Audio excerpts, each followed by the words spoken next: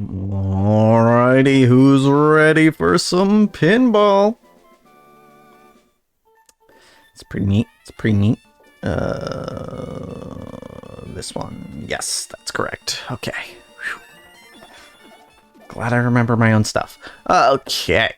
So, yeah, I just felt like playing some pinball. That's all. You know? Just a casual pinball day, you know? Woo! We've got a... hate to say it so early, but we're in a decent spot here. You know, we've got some ball upgrades. We've got Pika. We've got 2 extra balls, even. So... I figure, hopefully, we'll be in a decent spot for a while. Also, yes, this is a new stream time for me, slightly.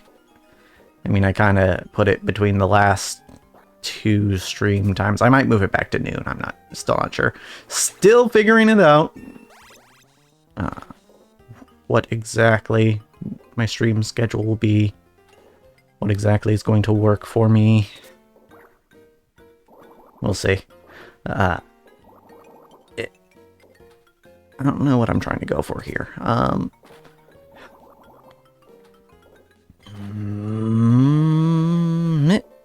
think I'm trying to... I think travel is what I want right now.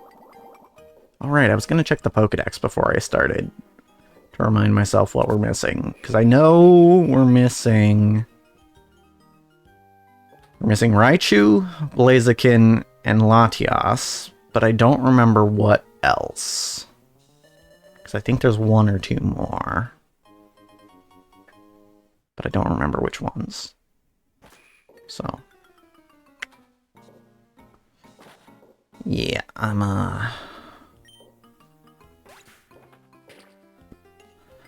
I guess we're just going. Why does it say I'm playing Super Mario 64? That's wrong. I think Twitch has me on Pokemon Pinball, but for whatever reason, OBS is saying, and Stream Elements is saying Mario 64. Whatever. It's fine. We're in the Spiel minigame now, so everything is good. Probably. Yeah, nothing ever goes bad in the Spiel minigame. Definitely not. Of course, the moment I start stream, I start to need to sneeze. Okay, we're fine.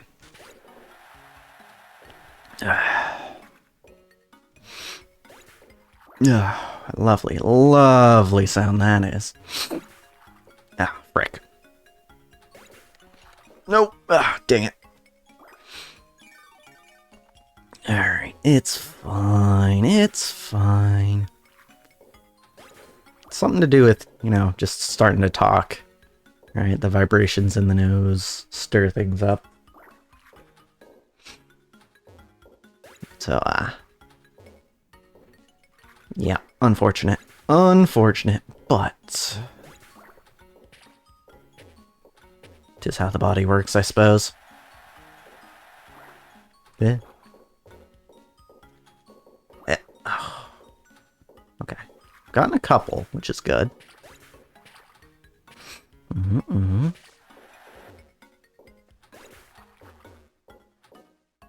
Okay. Yep, almost. Yep. Okay, nobody on the slide this time.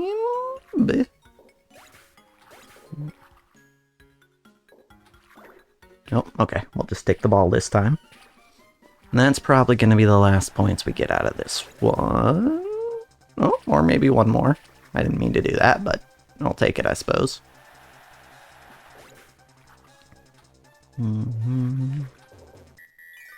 Okay. That's fine. A cool 34 mil is fine. Boom, boom, boom. Alright, alright. Still looking to travel, though. Yep. Nope, not that. I mean, it doesn't hurt, but it's not quite what we're looking for. No. Why can I never seem to hit the Linoon on the left when I want to? It's just, I guess I just don't have a lot of practice going for it. That's probably the answer. Okay, 10 coins is fine. I will take 10 coins. Hit. Nope, that didn't work. No! Dang it. I could have hit it. If I timed it right, I could have hit it. But, oh, man. It's fine. It's fine. We are... Okay, we have plenty of coins, so if we can just get back in the mart, then we can just get Pika right back. And at this point, we might have enough for an extra ball, or, well, it might allow us to buy an extra ball again, because that was the issue before. Not that we didn't have enough money, but it just wouldn't allow us. Alrighty, C dot. Come here. Come hither. Hither, C dot.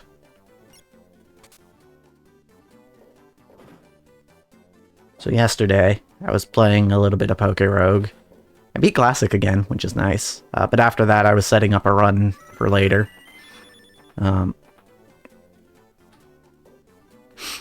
I figured out that specifically I needed a Grass Dark type for the team that I was setting up. So I'm like, okay, there's a few different options for that, right? You've got your Cacnea, which evolves into Cacturn. You've got Sprigatito evolving into Meowscarada. And then you've also got C-Dot evolving into Shiftry. And I was like, man, I do love me some Sprigatito. But I was like, and you know, all the options I have for Sprigatito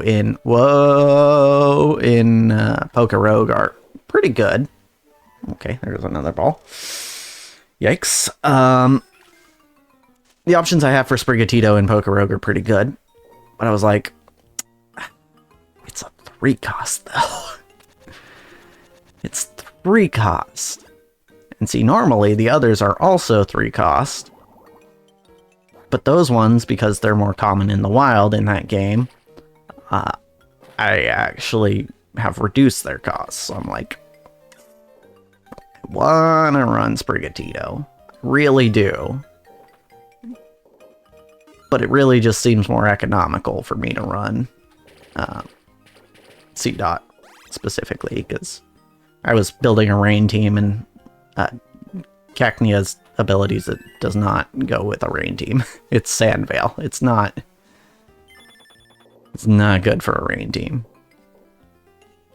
Well, I mean, it's not bad for a rain team, but it doesn't gain anything more than any other ability. It's basically useless, is what I'm saying, for that team. So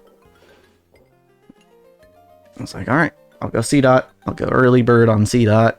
Because, I mean, C-Dot can also have Chlorophyll, which would also be about as useful as Sandvale would be.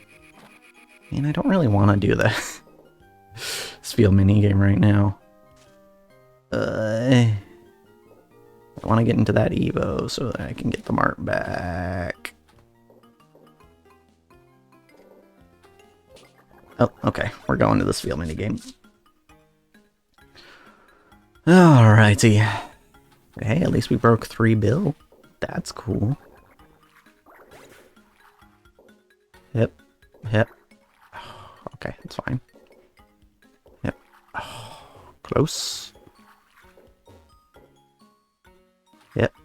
Nope, not quite what I was looking for, but it's fine. So yeah, I ended up throwing C-Dot on the team instead of Sprigatito, even though I like Sprigatito much more. But hey, who knows? Maybe I'll be pleased with my C-Dot.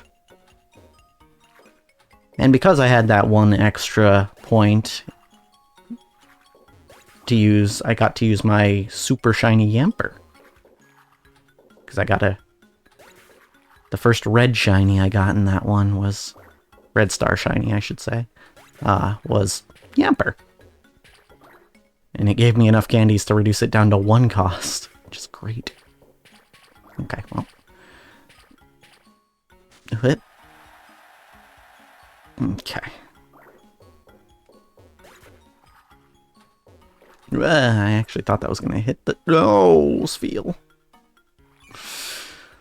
Alright, fine.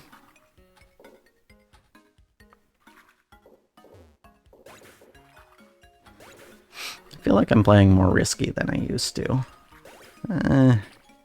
Maybe I've gotten a little too overconfident.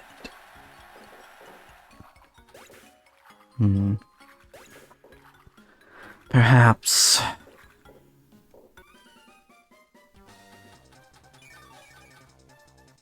Eh.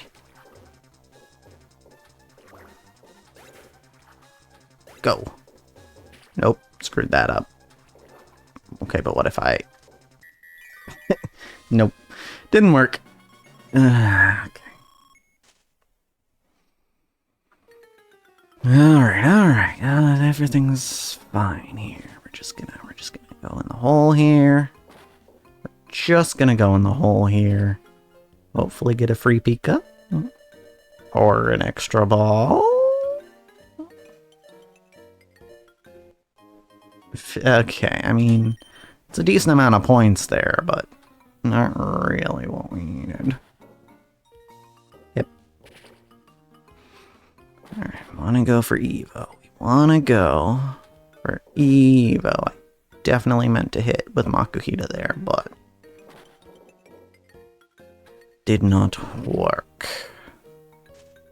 Okay. That also did not work. Okay, I guess we'll just hatch something. I guess we'll just hatch a Plusle.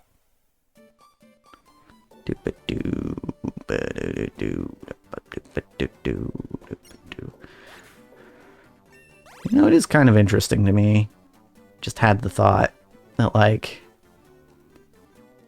a lot of the times with, like, the red and blue scheme, they go with one being male and one being female in Pokemon. Like, I'm thinking Latios and Latios, and also kind of the Nidorans. Although I guess in all those cases, they're all different species.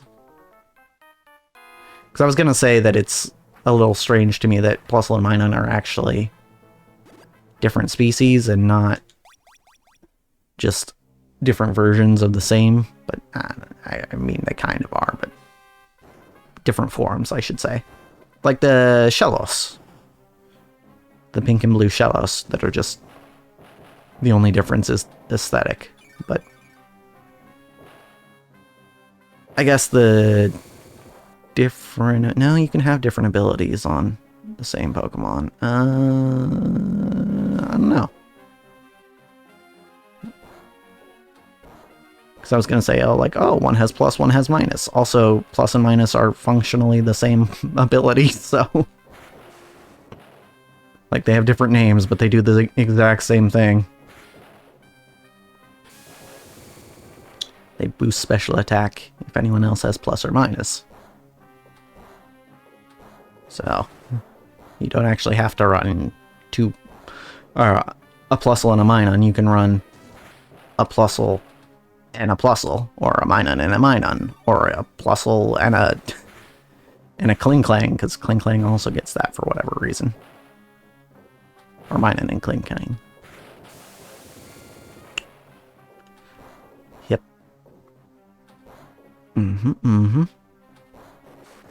Nope. Stop it. Ooh. Hit.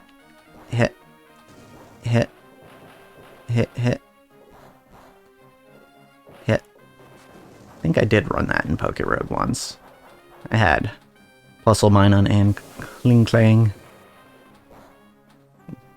And then I just tried to maximize the amount of double battles I was doing. Ah. Dope. Worked decently well, actually. Big ground weakness there, though. Gotta watch out for ground types, like this Groudon here. Though I've yet to see a wild Groudon in Pokerogue. I doubt that it's actually... You probably can't find Groudon in the wild, if I'm guessing. I hatched one from an egg, but I don't think you can find it wild in Pokerogue. Or maybe it's just like an endless mode thing, I don't know.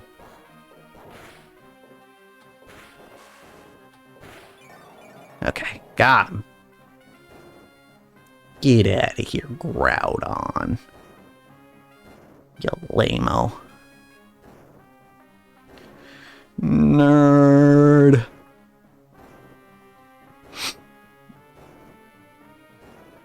Speaking of nerd, I was actually going to say something else, but D&D came up at Improv yesterday. I don't think I've explained this game before, but there's a game we play at Improv. It's kind of our closing game, and it is called Sex With Me Is Like. Now, you might be surprised to learn that the idea of this game is the host gives a prompt, like, say, sex with me is like a railroad. Something to that tune. And then us improvisers have to come up with, you know, how is sex like me is with like a railroad. Like, for example, I could say, sex with me is like a railroad. People are always running trains. Right.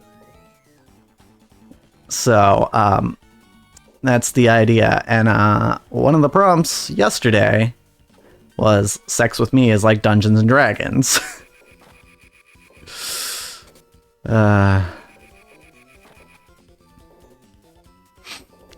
I was quite amused by this. Okay, come on. I don't... What did I... Oh yeah, I think my biggest one there was sex with me is like Dungeons and Dragons. Nobody ever seems to have time for it. Oof.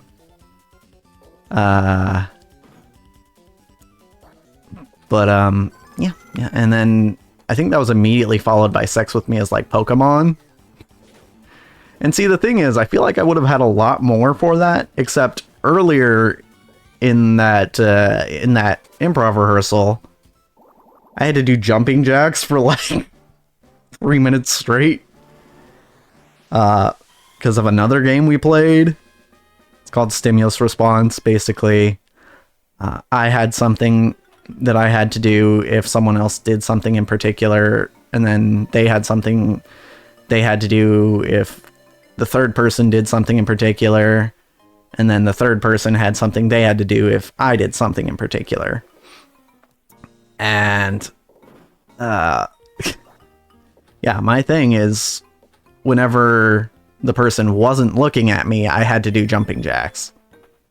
So, and she pretty much didn't look at me the whole time.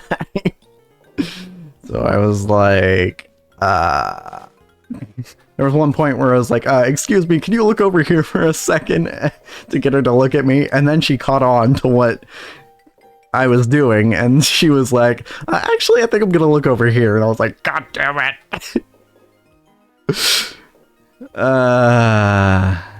Fun times, improv. Whoa.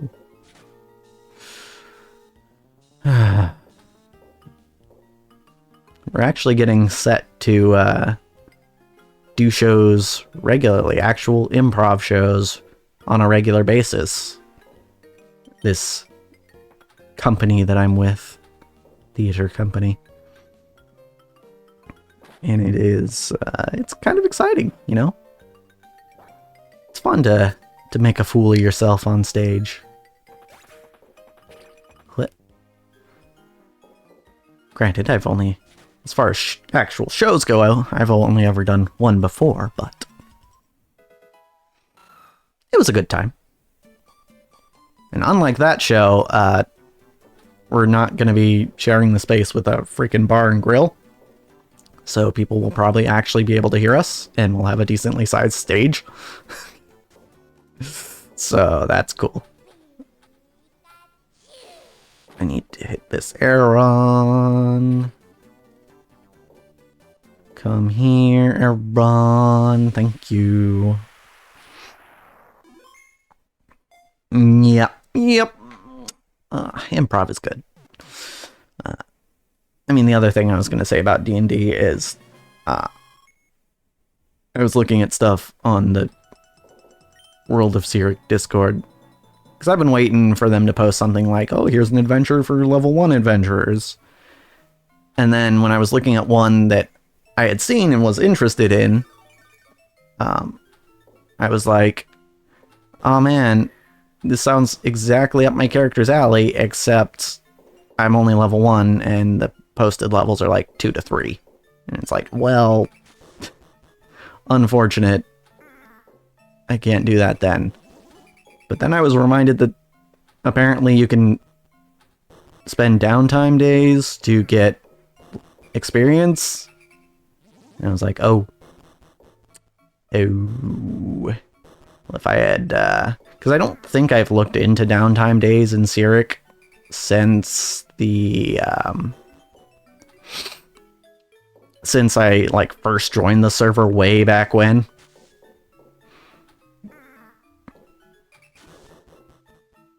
Because, you know, I joined the server a long time before I actually was accepted as an adventurer. Because that only just happened recently. And I looked into how things worked.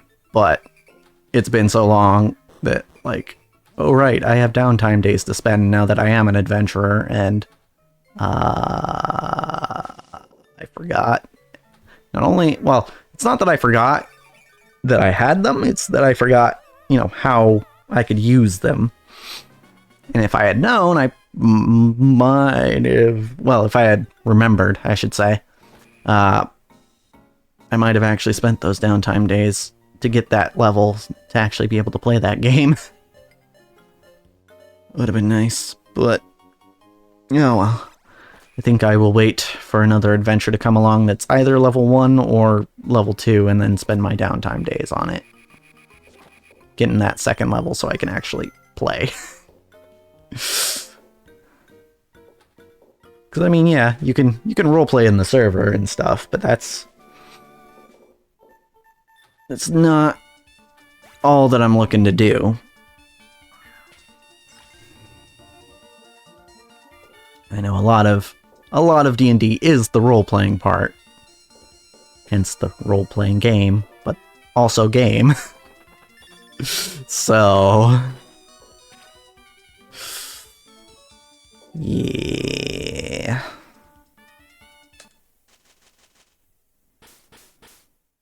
Oh, I don't want to be here. There are literally 2 Pokemon to catch here. Maybe 3. Yeah. Okay, thank you, Chikorita.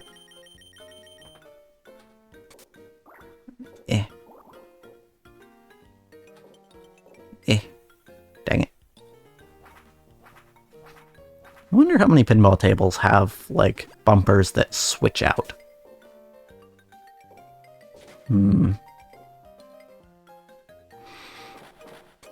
that's, like, what this is implying, right?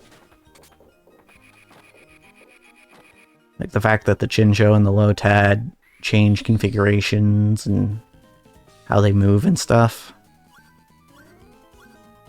Yeah, let's go for... let me just double check, make sure I'm not missing anyone in here.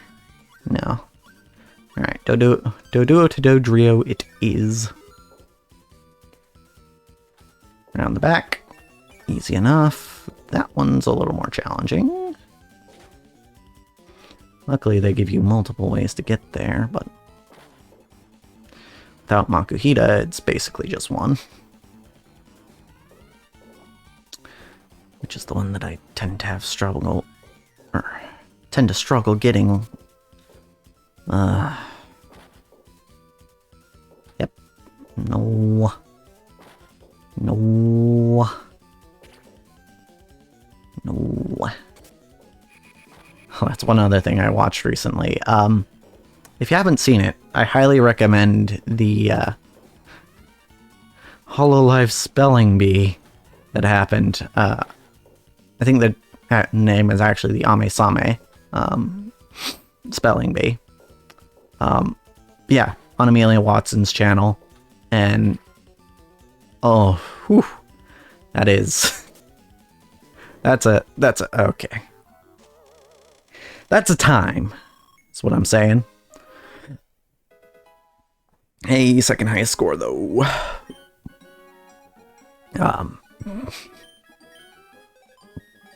It is. It was just very, very entertaining. There's a lot of surprises in it. I don't want to spoil it.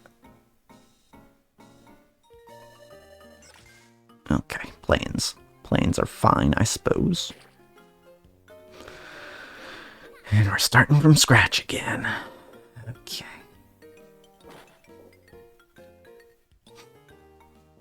Coins, that's what we want most right now. Bonk. Travel is also nice, but as is all of that. Okay, there is Pika here. I should probably just go for this. Okay. 30 seconds is fine. Yep.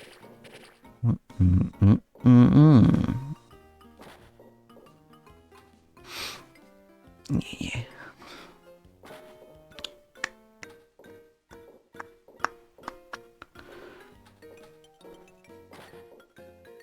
I've thought about, doing some events like that on my own channels. But, I don't really know a lot of people in the streaming sphere, so kind of hampers that a bit. I mean, I'm no stranger to organizing events. I used to, back when I played Airsoft, I used to invite people over to play all the time. And of course you need a group of people for that to happen, so I would arrange that. I've thrown tournaments before. I did probably, well, I guess I've only done a couple, but my favorite is the,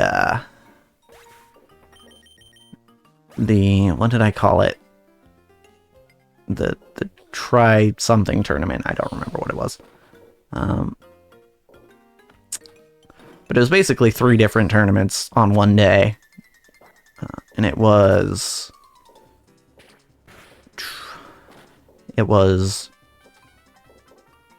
Rock Band, Dragon Ball FighterZ, and Smash 4. And that was a good time. I invited a lot of my friends from work and 1 or 2 others. And we set up the tournament, and let's see, I won the FighterZ tournament, but only barely. And then I think I got, because yes, I do often participate in the tournaments that I organize, but I got,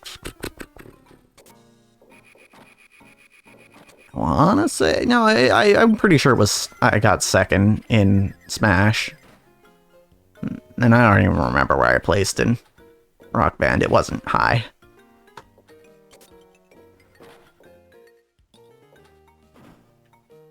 Yeah, it's funny to me. I do kind of like organizing that sort of thing. I think it's actually pretty similar to, like, designing a game. Because basically what you're doing is you're setting up a set of rules, right? That's at least part of organizing an event. And particularly if it is a gaming event, it's like, okay, I need to figure out, what are the win conditions, what are the rules, and, how are things going to be. It's a fun little puzzle, honestly.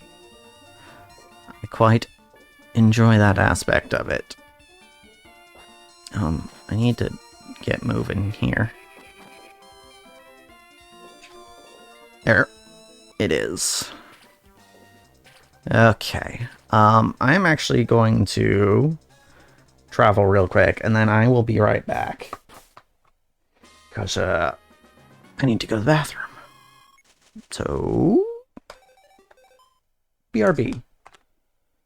I guess. I think I can run ads while I'm gone, though.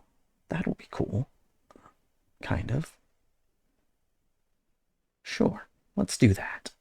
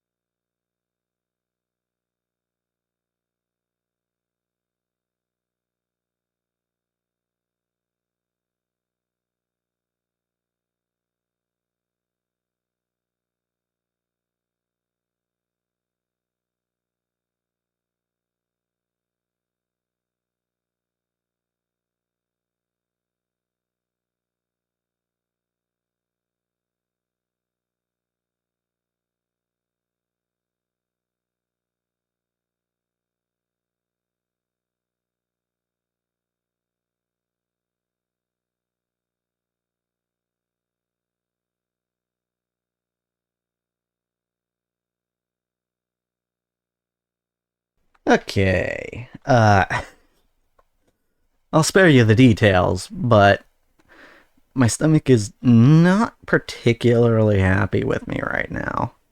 I'm good for now, but I may have to get up once or twice more during stream.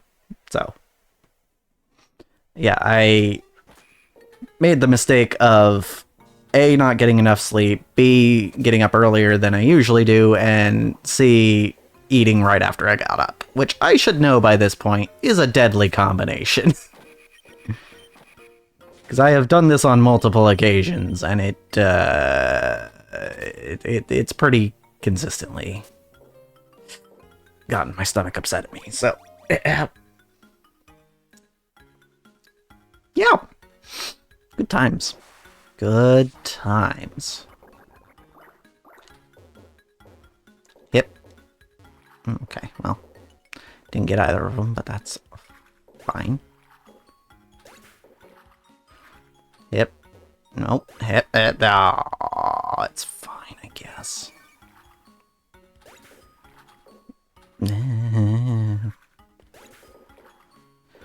Just getting half the points now. But it's fine. We're early. We're early in the process, you know? There it is. That makes things easier. Oops. Not exactly what I meant to do, but twill suffice. Twill indeed. I saw a comment on a VTuber clip. I think it was yesterday. It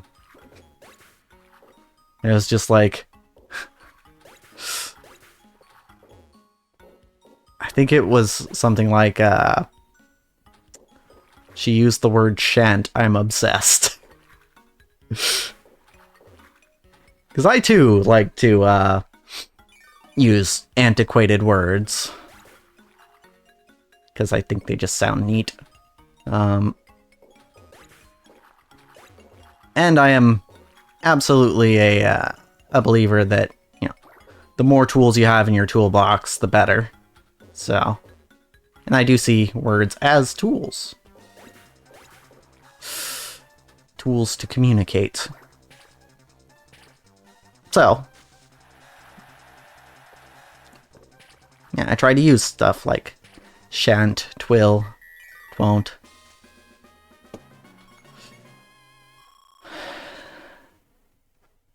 Those sorts of things. Because, as far as I can tell, people still understand what I'm saying. And it's not, you know, boring like a lot of talking can be when you're just using the same words over and over and over again. Yeah, see, okay, I gotta say, I have a little bit of beef with current trends. I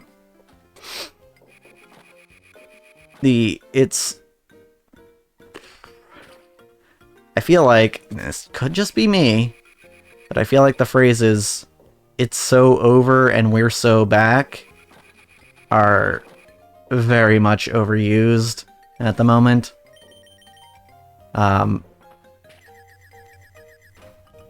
It's almost mimetic, it seems, if not actually just straight up a meme.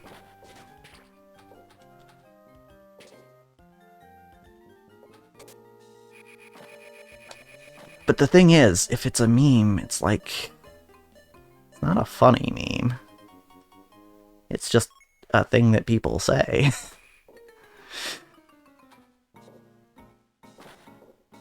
Which is why I hesitate to call it a meme. It's just one of them language fads. And you know, I'm one of those people, you know, if I hear the same thing over and over, I get tired of it. That's why I try to use as much of my vocabulary as possible. Because I get tired of hearing myself talk when I'm saying the same thing over and over again. So, it's, in other words, it's so over with that phrase. Ha, ha.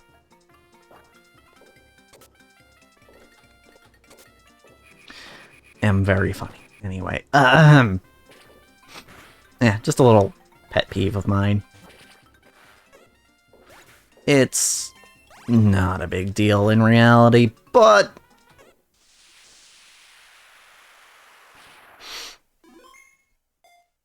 you know, part of me is like, you can't think of some other way to express these feelings. I think part of it is like, it's more verbose than it needs to be, which is kind of the opposite of the way things tend to work. Because if you think about, you know, like slang and memes and stuff, it tends to be like a shortening of what we would normally consider proper English. But with "it's so over" and "we're so back," it's like the "so" is unnecessary. We don't. It's not really adding much to the sentence.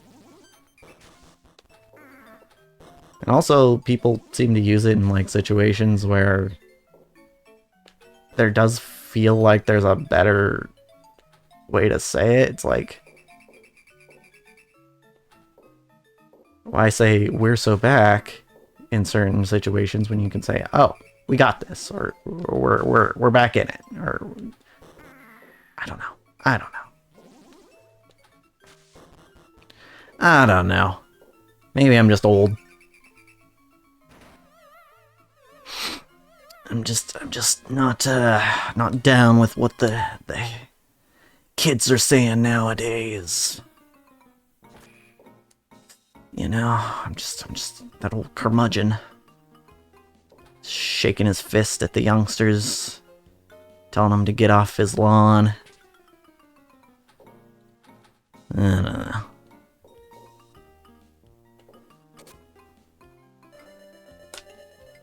Groudon? Groudon, please. Groudon. No. Okay, that's fine too. I will take that as well. But I was hoping for Groudon. But also I would like coins. So let's do that. Yay. Okay, that's fine. Do-do, ba-do-ba.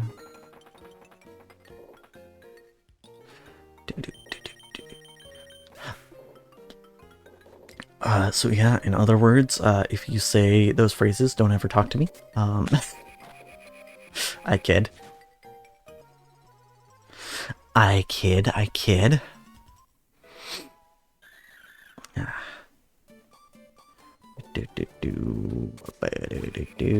Thankfully, this week, I don't think I'll be quite as busy as I was last week. Because, I mean, there is the good kind of busy, and then there's the kind of busy that you don't really welcome as much, you know? And last week, I think, was a bit more of the kind you don't welcome as much. Got this. There it is.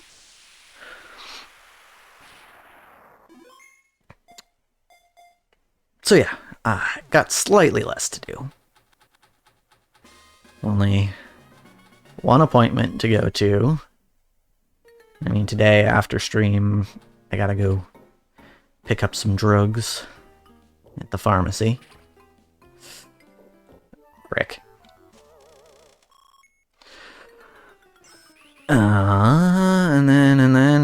that's kind of it, really, aside from streaming and a certain secret project.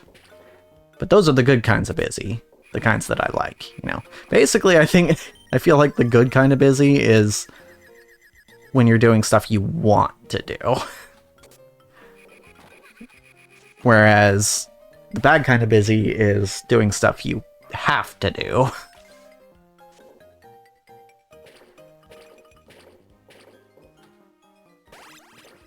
I feel like that seems reasonable to me, right? Come on now. There we go. Hey, we have enough for Pika, so might as well buy it again. Cool. Alrighty. I actually kind of want the coins, but big is fine too.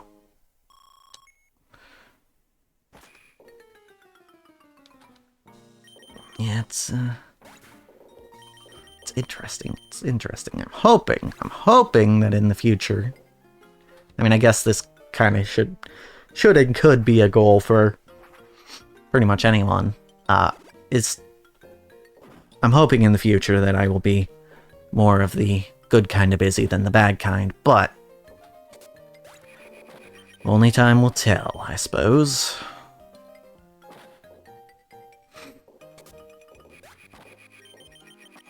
Whatever deity rules that.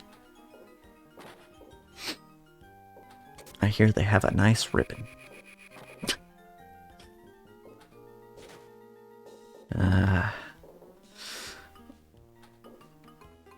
Hold on. There we go. Travel again, because I don't want to be at the pier. We have nothing to do here. As far as I can figure.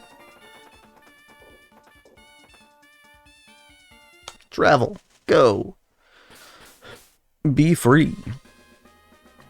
Butterfree, we're in the woods now, which I don't think does us any good, really, but I'm really thinking that we kind of, well, okay, maybe we can find Pikachu here. I don't know.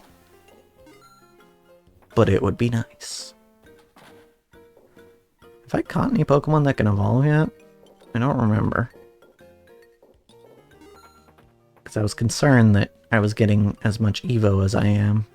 And I'm not really looking to evolve anything right now. But, okay, well. I mean, granted, an evolution would get us to... Oh, look, it's Kecleon. Would get us to the next bonus game. But... right now, I kind of want to just focus on building up coins, maybe getting an extra ball. That was almost coins. So very close. Oh, dang it. It's a lot harder when there's only one. Bumper. Oh well. We will manage. I can do it. I know I can. For I am the great ExtraHoliday. Case in point. Indeed. I had the thought, I think it was last night, because I was thinking about my most recent audition for the most recent play that I auditioned for. I think I mentioned this on an episode, but I didn't make it into the cast, unfortunately. And that means, basically, since I started doing theater again, I'm 2 and 2 on things that I've auditioned for versus things that I've actually been in. Which is probably actually a pretty good record, all things considered, but it doesn't feel like a good record to me, and it's kind of got me wondering, like, am I actually a decent actor, or am I actually good? Because I got a number of people coming up to me after my last show, you know, audience members mostly, who were like, wow, you did a great job. Thanks for being so entertaining. Basically that sort of thing. And I was like, cool, yeah. And, you know, and definitely it felt good in the moment. And I was like, cool, great. I love I love that you all seem to feel this way about it. But then, you know, I go to this audition, I don't make it in, and I'm like, and I also, it's part of it's that, just that, and part of it is also that, you know, I'm like, sitting here watching these other people do their auditions, and I'm like, these guys are better than me. Like, I'm sitting here being like, they're doing things that I can't do. And despite having tried very hard to do so, I'm like, am I bad? You know? Am I just not a good actor? And part of me is like, no, you're fine. You just weren't fit for that role, you know? And it's, you just weren't what the director was looking for. That's all. You're not a bad actor. You just weren't a fit for the role. That's it. And, you know, just because they're doing it differently doesn't necessarily mean that they're doing it better. Which, you know, that's the reasonable side of me. But the unreasonable side is like, okay, but like if you were a good enough actor, you could do any role, right? And I don't know that that's necessarily true. Hence why I called that the unreasonable side. But some part of me, I think, believes that. And that's the part of me that's like, am I actually bad?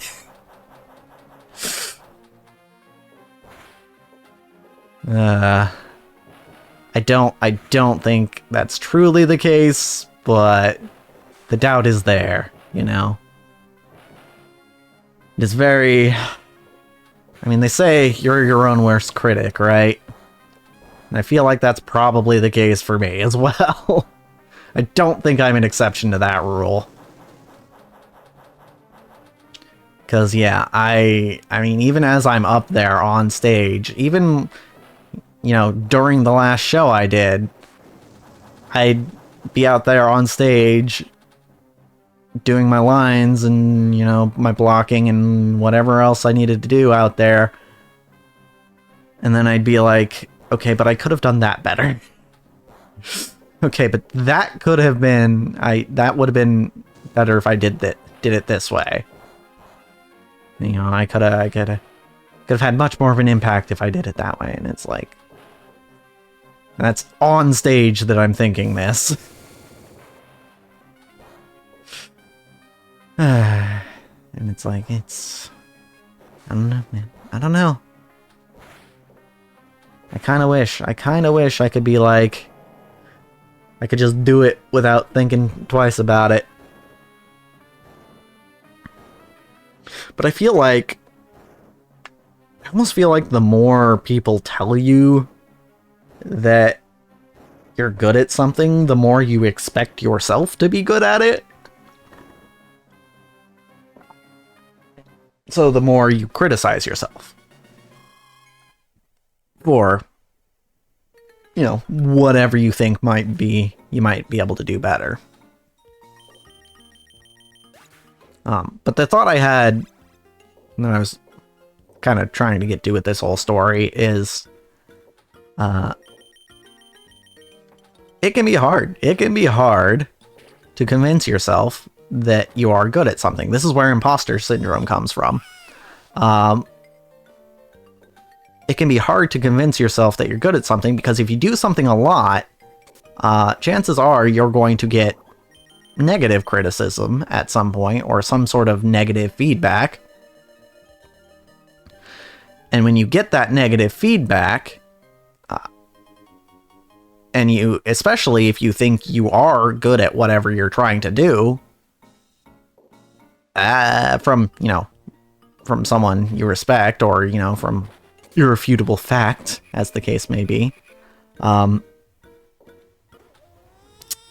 it hurts, you know? It hurts to think that you're good at something and then to be proven wrong. So, yeah, I recognized, I don't know if for the first time, but I recognize that that is something that I tend to do, is since becoming an adult, I've tended to convince myself that I am not good at anything. Because that way, when I am shown that I'm not, or when I'm given a possible proof that I am not, it theoretically does not hurt as much. It's in a way, imposter syndrome is kind of a self-defense mechanism, you know? Because it's meant to lessen the pain. Or you could just be totally delusional and think that you can never do anything wrong. That's also a possibility. That's also a way to avoid that. But I don't know that I would prefer that, honestly. But am I even good enough to have imposter syndrome? That's always the question, isn't it? Back to Whiskash.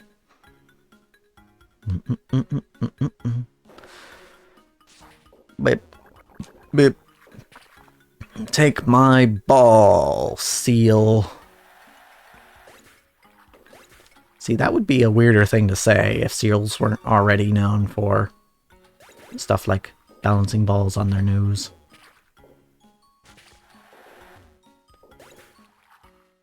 But I think even without context, that one kind of works. So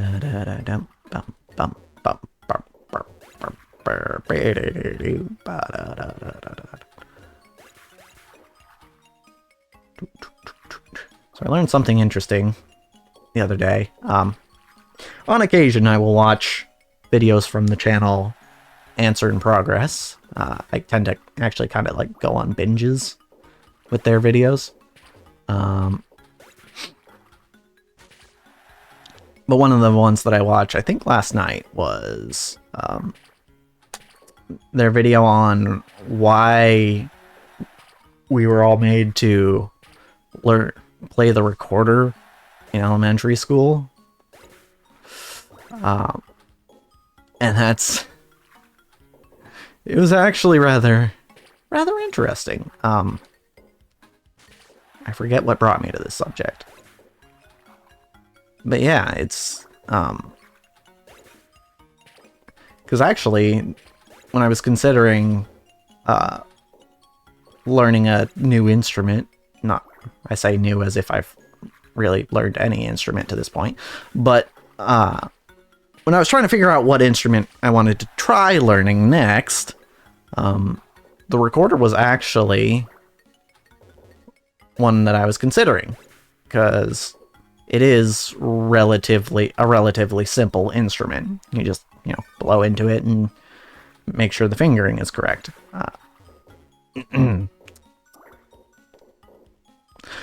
Anywho,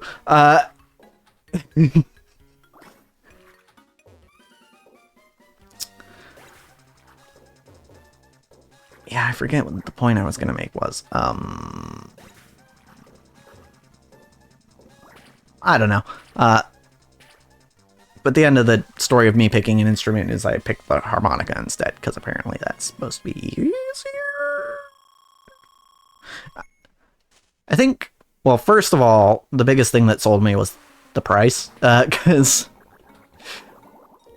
I think the harmonica is about the cheapest instrument you could buy. Based on what I was looking at, I mean, I looked at a list of like, here are the simplest instruments to play, and then, or to learn. I was like, okay, cool. And then from that list, I picked like, okay, what's the cheapest? And it turns out harmonicas are pretty cheap, actually. Like, yes, you can get higher quality ones, but I mean, if you're just learning the thing, a cheaper one will do. So I got 2 for $6. Or not $6, $12. 6 a piece.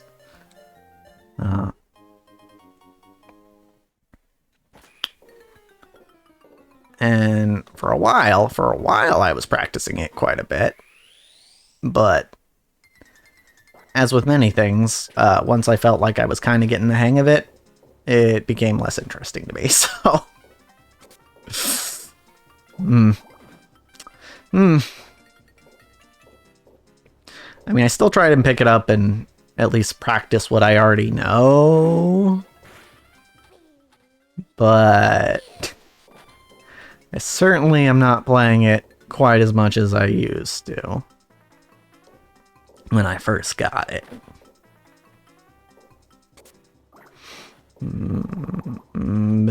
Yep. Okay. Let's get this Cascoon.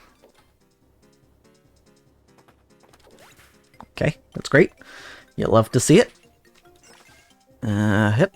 That's what I was hoping for. Pop. And pop. There we go. So yeah, on the harmonica, I can play Lowrider and Happy Birthday and Taps.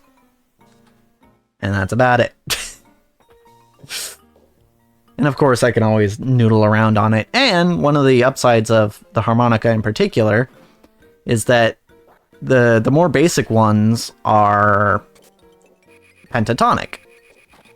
Which means, basically, if you don't know the music theory language very well, I only know it because I watch a lot of music theory videos, actually. A pentatonic scale is basically a normal set of notes, but you take out the 2 most dissonant notes, the 2 notes that don't sound as good with the others as the rest of them. So, because you can only play basically the notes in a single key that sound good together, it's fairly easy to just, as I said, noodle around on the harmonica and make something that doesn't sound terrible.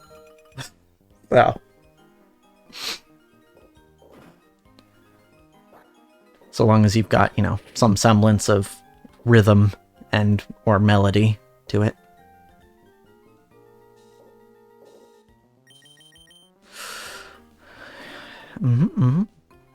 So it is neat for that purpose. Can't say the same for a lot of other instruments. Yeah.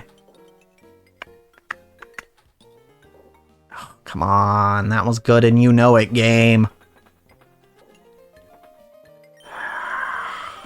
Darn game. Making me jump through hoops just to get an extra ball. For shame. For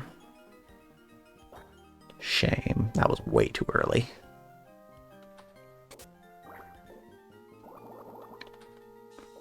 But, hole. No Evo start, which is kind of what I was hoping for. But we'll take a ball saver. That is fine. Just in case, you know?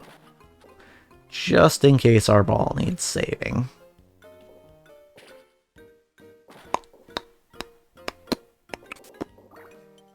Yep. Okay. Okay. It's kind of interesting looking at Pokemon spin-off games like this one. Or like I've been watching a playthrough of a game that I've also been playing on stream. I haven't watched any further than I've played, though. That's kind of a policy of mine. New Pokemon Snap. I've been watching a playthrough of that and thinking like, oh yeah, where does this fall? Because you can generally tell in each spin-off game, you know, what was the latest generation to come out. Because you won't see any Pokemon from the generation after, you know? Or any of the generations after. Which is kind of a neat thing about the franchise as a whole, I think.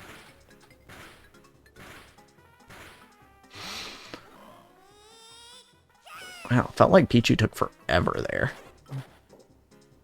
There we go. But got us the catch, so I'm not going to complain.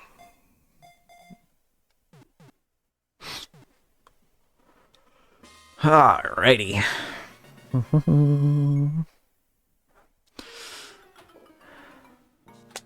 But yeah, I mean, this is clearly a third-gen game because, you know, I see Gulpin, I see Makuhita, Chikorita, Pikachu, but, you know, I don't see Chimchar or Bronze or Cranidos.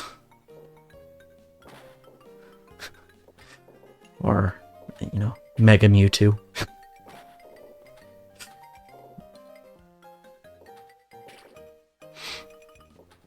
And New Pokemon Snap, I always have to remind myself, came out before Sword and Shield. So you don't see... Wait. Dude, did it? No, you see the 8th Gen Mons. It was after Sword and Shield. Or maybe it was after Sword and Shield was announced? Shoot, now I don't remember.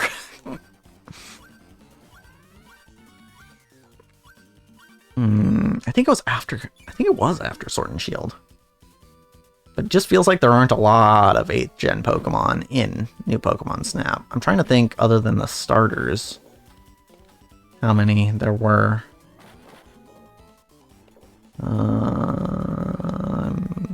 In that game. Let's see. A lot of 5th Gen Pokemon. Some 4th Gen, 3rd Gen, 2nd Gen. 1st Gen, of course. I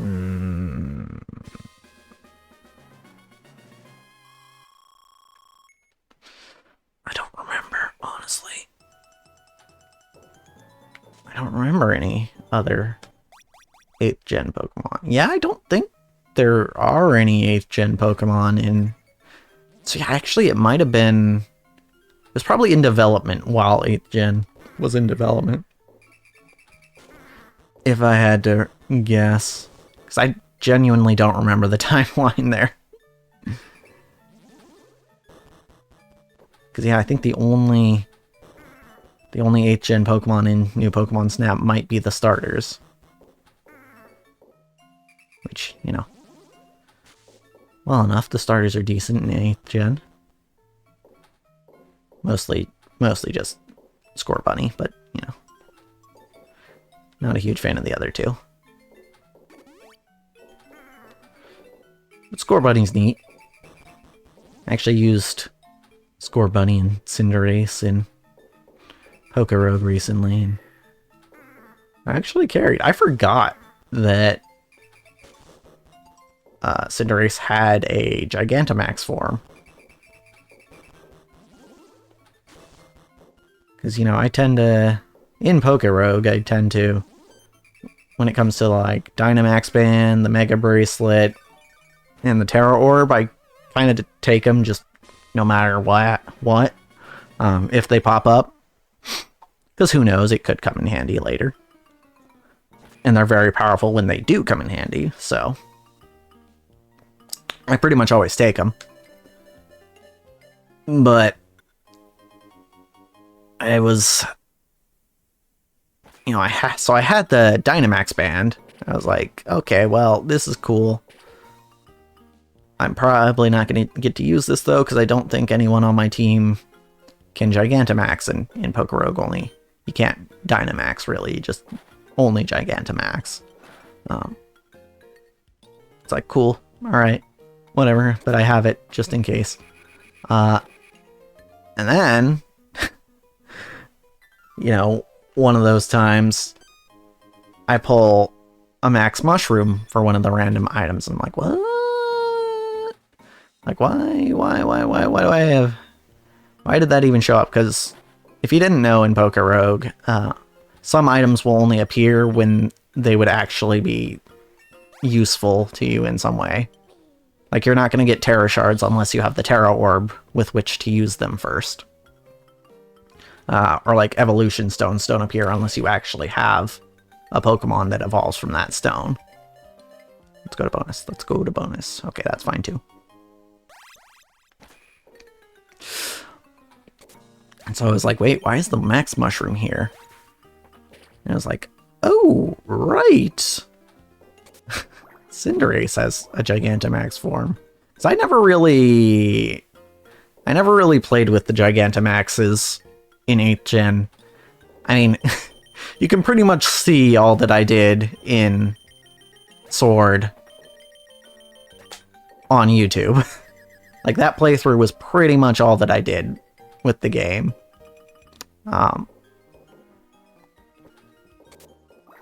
You know, I didn't do raids or anything, mostly because I didn't really have people to play with, so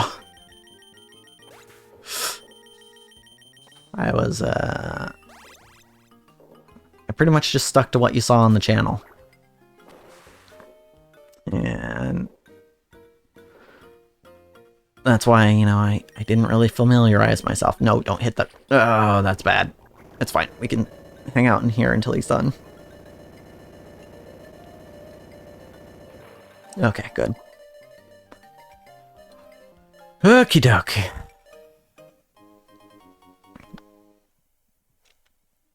Okay. Yeah, so I'm not too familiar with the Gigantamax forms, and honestly, I'm not a huge fan of Dynamaxing, or Gigantamaxing, for that matter, because it's just, they just get bigger. And like, yeah, Gigantamax is different forms, but most of them aren't that cool.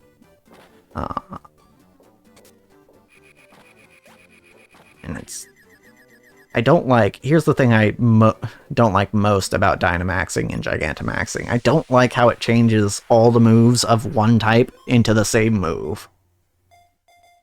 Like, I'm pretty sure I understand why they did that, because it makes it a lot easier to balance.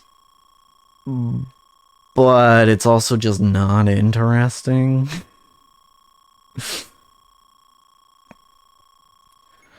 I kind of, to a lesser extent, I kind of had that same problem with Z moves in Sun and Moon. But they also had, like, some interesting examples of things that were exceptions. Like, probably my favorite Z move was Z Splash. Because, you know, 3 stages of attack is fun. Particularly on, you know, Gyarados or Baneri. Or Lopunny, I should say. That's pretty neat. Yeah, I think my favorites of, you know, the Gen 6 through 9 gimmicks, as you might call them, are Terastallizing and Mega Evolution, in that order. Z moves next, and then Dynamaxing and Gigantamaxing.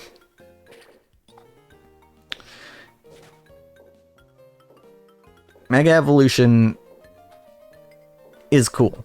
I like Mega Evolution. Probably not as much as everyone else seems to, but I do like it.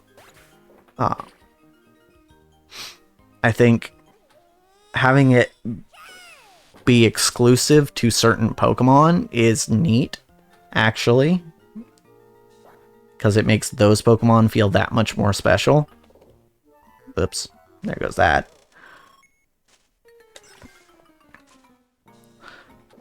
And I think that you know, the fact that, you know, a lot of the Mega Evolutions just look cool.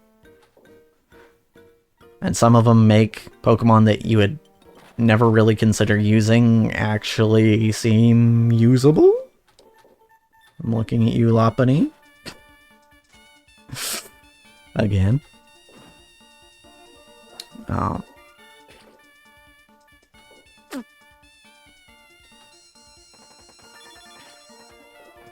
But I do still prefer Terras. And it's funny, because I say I like how Megas were only available to some Pokemon, but I also like how Terras are available to all Pokemon. Largely because, like, kind of one of my problems with Megas actually stems from the fact that only certain Megas can Mega Evolve. Or only certain Pokemon can Mega Evolve. Therefore, if you see that someone has, you know, you're fighting PvP and you see that someone has only a single Mon on their team that can Mega, it's like, oh, well, now I know who on their team is going to Mega, because you can only do it once per battle, right? There's no... Strategically, there's no element of surprise. You know, it's not a... There's no real option there once you're in the battle. Versus Terastallizing, because you can Terastallize any of your Pokemon, you get stuff like, okay, well, who do I want to Terastallize, right? And because Terastallizing doesn't take up an item slot, like Mega Stones do, that's also a big thing. It's like, okay, yeah, I have options here, right? Like, and I don't know, I mean, in PvP, I don't know, in the main game, you know it's going to be the last Pokemon of each important character. But in PvP, it's like, okay, I don't know who this person is going to Terastallize, or even what type their Pokemon is going to be once they Terastallize. So I'm going to have to... that's another thing I'm going to have to play around. And I'll have to consider, like, okay, who do I want to Terastallize? Because theoretically, you've put together a team where any Pokemon you Terastallize will benefit in some way from being Terastallized.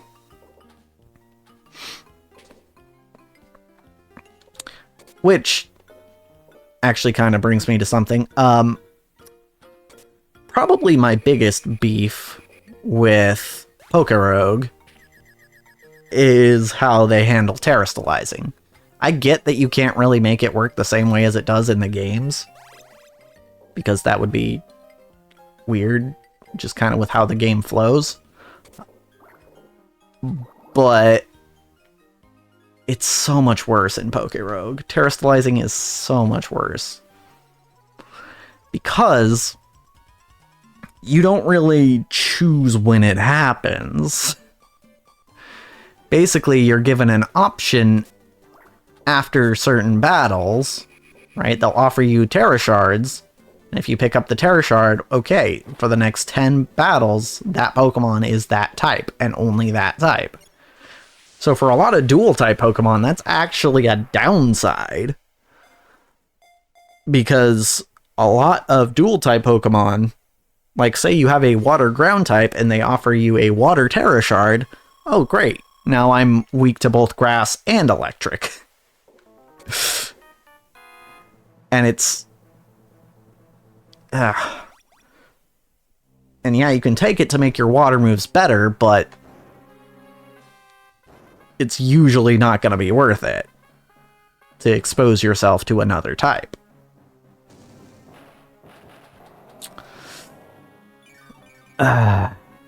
It's kind of unfortunate. I mean, I personally haven't thought of a way around it. Because again, if it worked like it did in the games, like every... Well, they could maybe do it like every 10 battles you can Terastallize them on. But then you have to get, like, okay, you have to basically add Terra types as another thing to collect for each Pokemon. Or you could default to, you know, their Terra type being one of their regular types, and then, you know, maybe Terra Shards you could pick up to change the Terra type. I don't know.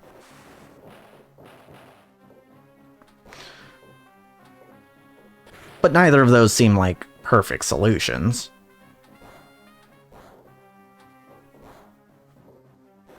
But yeah, there are just so many times in Pokerogue when I see, because, you know, you get towards the end of the game in Classic mode, and you start seeing a lot more Terrastalized Pokemon, but it's like, okay, they Terrastalized their Spiritomb to be Ghost type, so now I can just hit it with Ghost and Dark moves, and it'll be super effective. They've effectively weakened their Spiritomb by Terrastalizing. Great. It just seems counterproductive when the game is supposed to be getting harder. Not that the game isn't hard enough already, but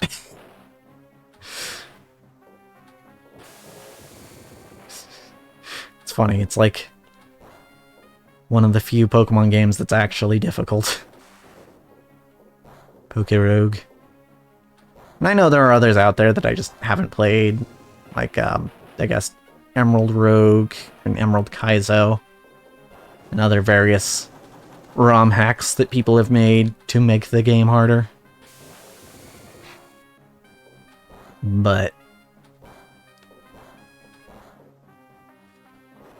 it's just I don't know. I just don't like how they handled Terra in Pokerogue. I honestly almost wish they'd kind of left it out instead. Because it just doesn't feel like it fits with the game they made.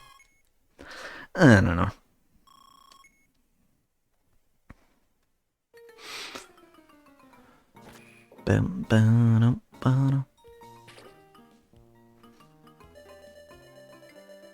Okay. What do we got? Big bonus. I will take it.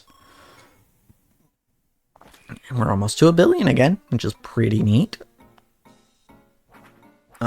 We've got Pika. We got our extra life recently, so I don't think we can buy another one anytime soon. So there's really not much for us to do aside from catch Pokemon.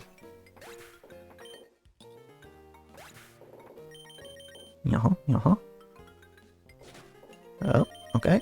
There we go. That's the last that we're getting for a while. Yep. Probably should go for that Evo. Probably. Yep. Okay. Alright. Come on. I can get in there. I promise. There it is. Okay. What do we got? Anything new? Anything new? No. I will say some of the Pokemon portraits in this game don't look great. Like,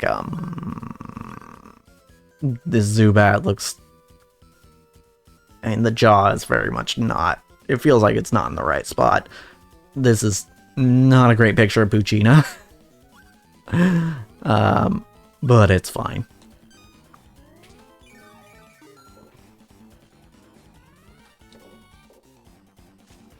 You know, it feels like some of these Pokemon, it feels like, you know, you caught them on a bad hair day or something.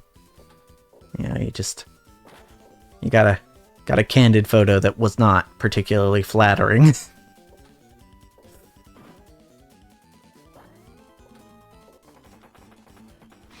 Yeah. Okay.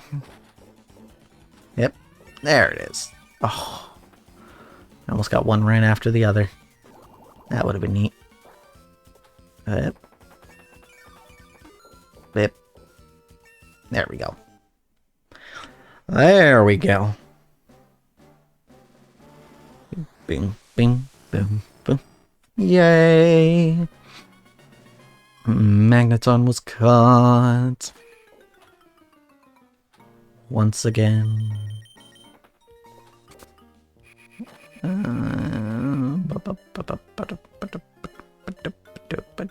Coins, I'll take them. We're not quite at 99 yet, so... Yay, got a gulp in.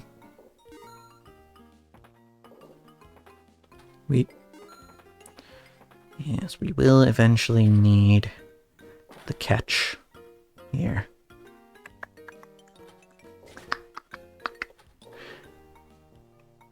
Because we need to catch Pikachu. We need to catch Torchic. And also Latios. Or Latios. Yeah, Latios. Which might take the longest. We'll see. Woo! Razor leaves flying everywhere. Whoop. Not quite. Not quite.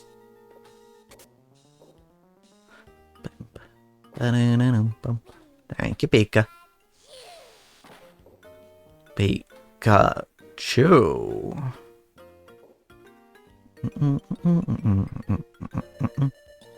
Ooh, we can go to a quick way. I'd like that. Or 50 coins. That's cool too. I will take it.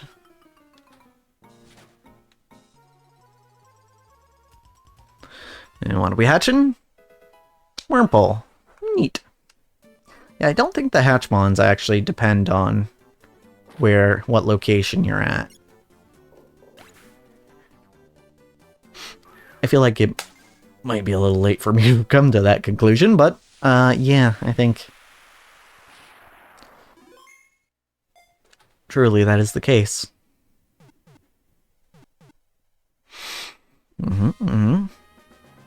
Because, you know, Wurmple in the plains, not unreasonable, but hey, we got an extra ball. Wait, I should have gone for extra ball upgrades. It's fine.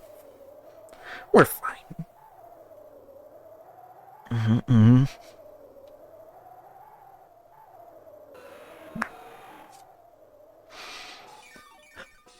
Oogie. You, sir. You, sir. You, sir. Oh, actually. Yeah. Yeah, nice. Strats. It's actually a good spot to get stuck. Okay, good. We slipped under that one. Nice. Ooh, around the back.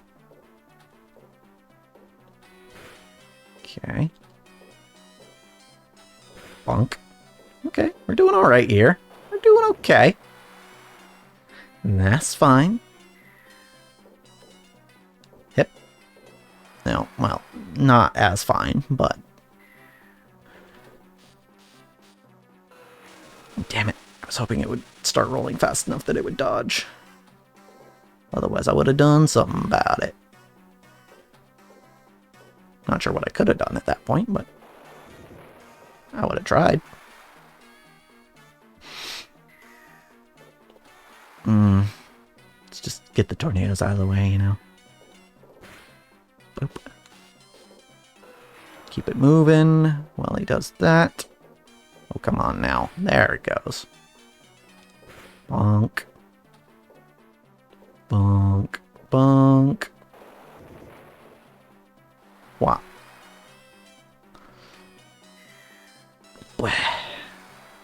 Okay. We're good. Oh, you didn't stop for thunder this time. Okay. That's fine. Okay, well, I was hoping to go around that, but... Hey! Last hit. There we go. Nice. Getting darn close to 1 billion again. Boom, boom, ba-doom, boom, boom, ba-doom, boom, boom, ba-doom. Bonk.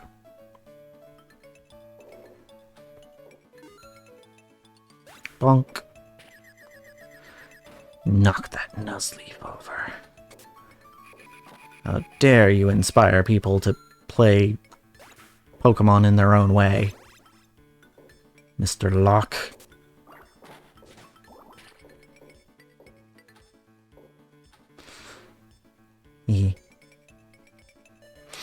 Y'all know that origin story, right?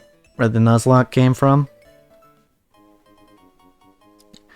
It's this person doing a challenge run. They made a comic about it. And they drew their Nuzleaf as John Locke from Lost. Hence where the name Nuzlocke came from.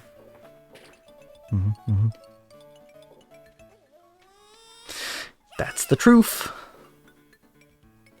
As I looked it up years ago.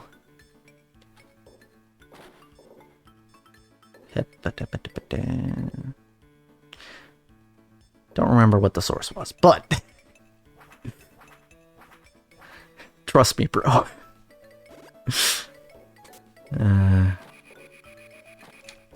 There we go. We're traveling. Let's get the heck out of here, right? Bonk. Okay. Travel. Take me to the volcano. No, not the pier. The pier is not where I want to go. I would prefer to be peerless.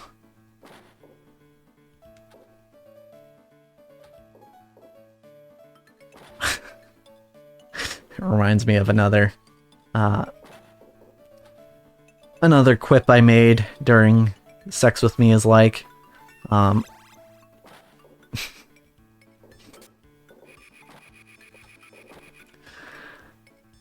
The prompt was sex with me is like hockey. And I go up there and I'm like, sex with me is like hockey. Lots of pucking.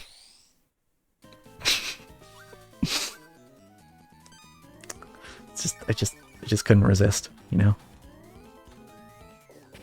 Sometimes the opportunity presents itself and you gotta go. Gotta go for it. You know? That's fine. We had a saber for that. Yes, sirree. Yep. Okay, but can I get another Gulpin, please? I don't want to hit the Makuhita one, but yeah, perfect. Yep. Come on. That could have been great. Could have been perfect. Yep. Nope. Not what I was aiming for. Definitely not what I was aiming for.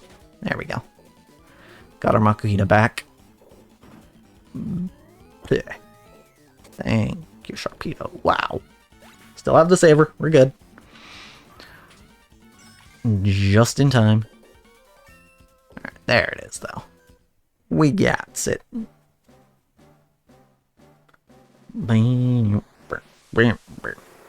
Yay, a shark torpedo. Yeah,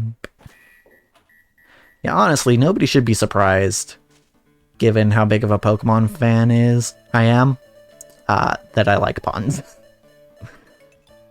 Because pretty much every Pokemon's name is a pun.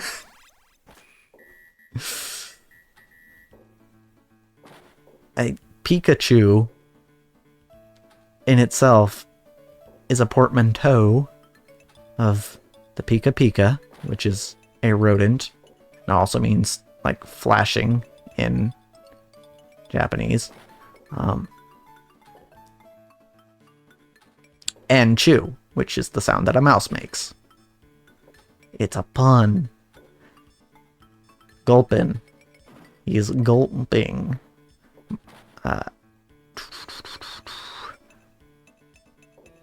There's plenty. Spoink. I'm just naming Pokemon that are on screen that are obviously puns. Spoink, Spring, Oink. Yep, yep, yep.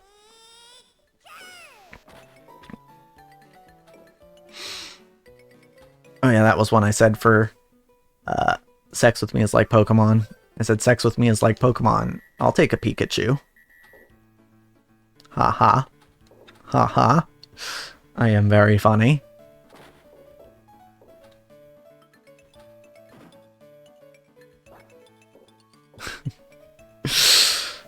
I do make myself laugh sometimes, which is good. I think it's good to be able to do that.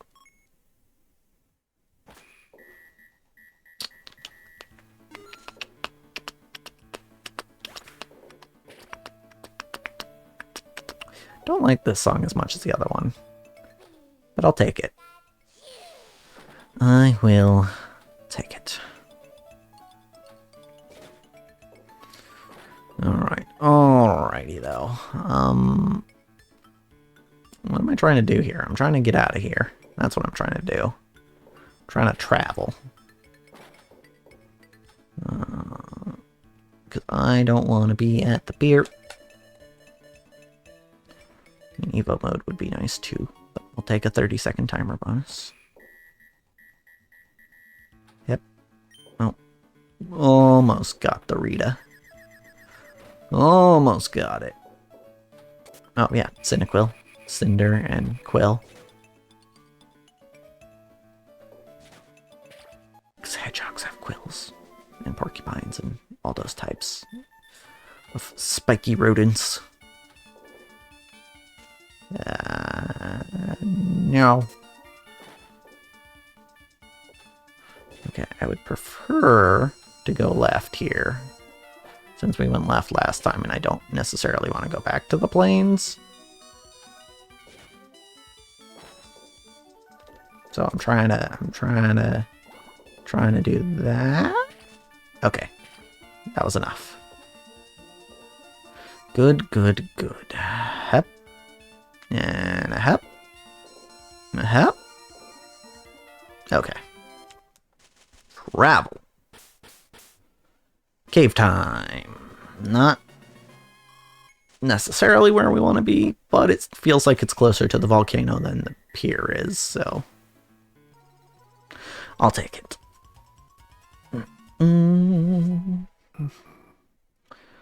Why not Wobbuffet? Talking about Pokemon that are terrifying to run into in Pokerogue. Frickin' Wobbuffet. I think I've only seen it once. It's like, oh god. I need to A, stall out the Destiny Bonds, and B, hope to god I can one-shot it, or that it doesn't use the right counter move. Because if it does, it will kill me. Also Shadow Tag. Yep. Okay, I kinda wanted to get some ball upgrades, but that's fine. It's just the Kecleon game. Where you at? I gotcha. I gotcha, buddy. I know where you live. In the forest, en route. I want to say 113? I don't remember exactly. Yep. Yep. I do like how they were doing consecutive route numbers for 2 generations, and then they were like, yeah, let's just skip ahead 100. And then later they were like, okay, you know what, we'll just go back to 1. I mean, it kind of makes sense, right? Because Kanto and Johto are very close to each other. Like, they're literally connected. So, you know, having the route numbers be connected is also kind of makes sense. Hoenn, it's not as connected, but it's still based on the same country that Kanto and Johto are. Same with Sinnoh. So, you know, having it be higher numbers, but like still kind of not sharing numbers with the others makes some sense. And then when they got to Unova, they were like, okay, this is an entirely different place. It's just going to have its own numbers. We can go back to the low numbers. And then Scarlet and Violet, they were like, what, root numbers? What the hell are those? This is West Area Section 3.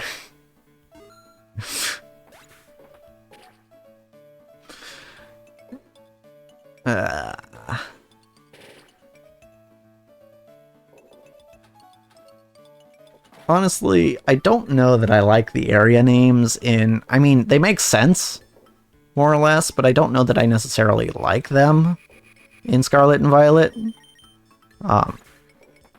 Because, you know, you say, you know, West Area Section 3, and I'm pretty sure that exists, but I don't remember what that looks like. Let's see, it's in the west, so it's on the Cortondo side. I think that might be where Medali is? But like, you say, you know, Route 114 in Hoenn, and I'm like, oh yeah, that's the route. That's the route with all the ash on the ground, you know? And that's not saying that, like, oh, the older games have more, you know, have more unique environments. I don't necessarily agree to that. But what it is saying is that the route numbers, I think, are less to digest, or it's harder to confuse them when it's a specific route number, I think, when they're all route X number versus West Area 3, East Area 2, North Area 5. I don't think there is a North 5, but you get the point.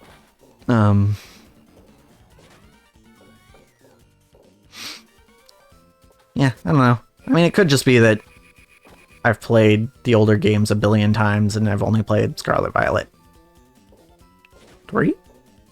Yeah, I've beaten it 3 times. Twice on the channel and then once on my own. Yep. Oh, we are not doing well on this Evo, huh? Awkward. No. No. Well, that's awkward as well. But I think we get another one here. No. We don't get our Makuhita back there. That is unfortunate. Oh, there it is. There we go. Okay, can we get it? No, we can't get it in there because we're stuck in the bumpers. Wah, wah. Unfortunate. Wah, wah, wah, wah. Given that I do watch a lot of music theory videos, I have to wonder, like, you know, because I heard that the wah, wah, wah, wah, and I'm like, the question I immediately asked to myself is like, okay, but why does that sound like failure? Same here. Like, what is... Because you can look at music and see, like, patterns in this sort of stuff that, you know, certain rhythms and harmonies and melodies evoke certain responses in people.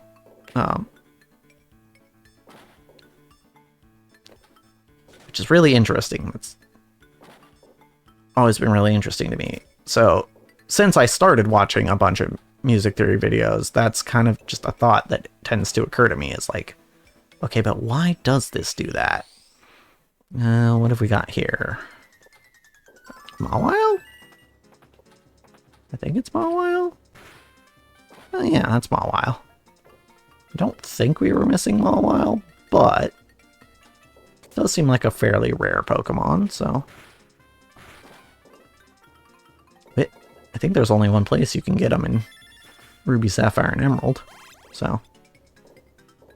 That would be the cave in Dewford. Granite Cave, I think it is. Yeah. And Omega Ruby Alpha Sapphire, it's a fairy type. Woo!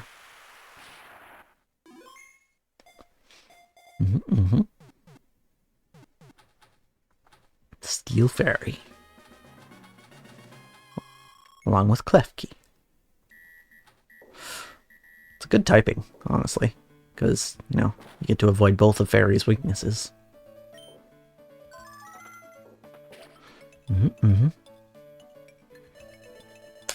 No Pika on this, that's fine. Okay, that's also fine. What I really want right now is to get in the mart. In the mart would be nice. Shit. Not losing the ball would also be nice.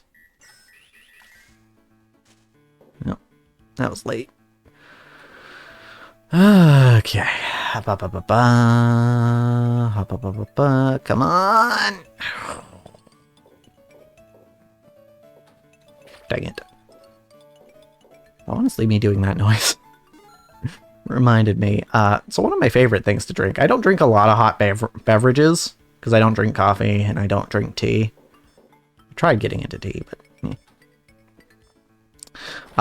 I don't drink coffee and I don't drink tea, so pretty much the only hot beverage that I will go out of my way to drink is hot chocolate. And that noise I just made reminded me of, you know, boiling water, and I was like, ooh, hot chocolate sounds good right now, but I already had my sugar for the day. Sucks. It sucks, but...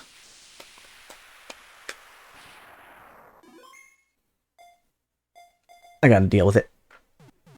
Beep, beep. I considered, because stuff like candy and ice cream, you know, sweets, basically, I tend to save those for rewards for myself, because, you know, they taste good, but they're definitely not healthy for you. So I make those rewards, right? Basically, if I set a goal beforehand, and then I achieve that goal, I'm like, okay, you can have... I tell myself, basically, like, okay, for example, if I'm like, okay, if I finish tomorrow's episode of EHG, it's usually a bigger goal than that, but let's say I tell myself, if I finish tomorrow's episode of EHG, then I am going to get myself, you know, a pint of ice cream.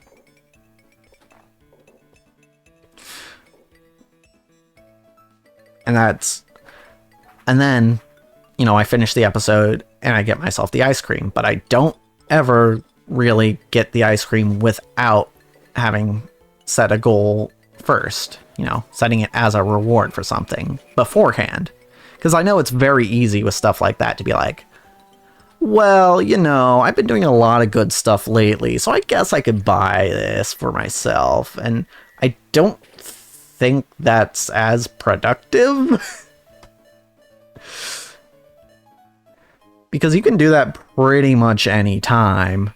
Be like, well, you know, I've been doing pretty good this last year, so I can reward myself with blank. Like, deciding to reward yourself after the fact, I think, is significantly less effective than, you know, setting a goal and setting the reward beforehand.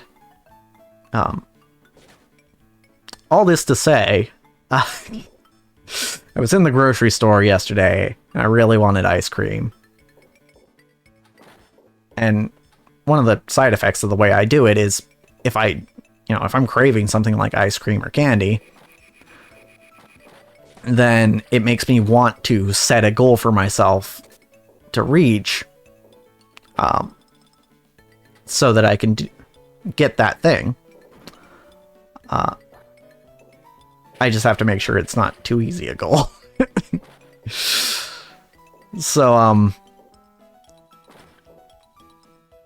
I was in the grocery store yesterday and I was like, oh, I really want ice cream. And I'm like, okay, do I set a goal here? What's a goal I can set right now? And it's like, well, I could set a goal for streaming and, you know, going to the pharmacy to, you know, pick up those drugs. You know, these things that I'm basically already committed to doing. And that's, you know, borderline too easy, I would argue, but I might just end up doing it anyway. What do we got? It's a nose pass. Pass the nose, please. So yeah, long story short, I might be getting ice cream on the way home. Because my other thought was, like, oh, well, I have to... Because I got out of the house too late to get to the pharmacy before they closed yesterday. So I was like, okay, I'm going to have to do this tomorrow, because it's... I mean, if it were my medication, I wouldn't really care, but it's Grandpa's, so... I'm like, okay, I want to get this as soon as possible.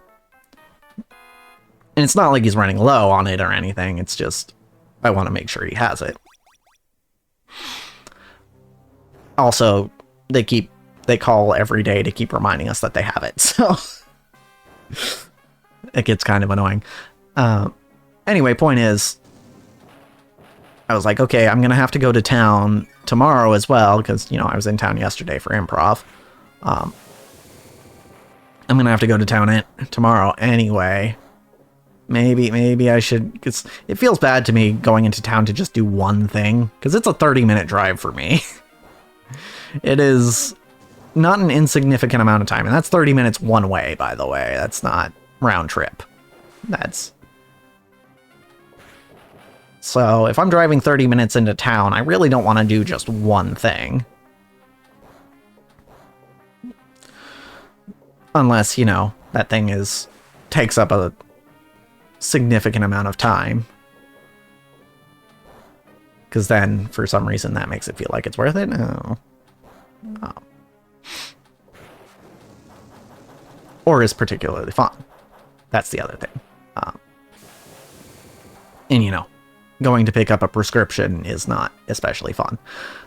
So I was like, okay, what else can I do while I'm in town? And, you know, the town I live near, not a particularly big town. Not super small, but also not terribly big. It's certainly no city. But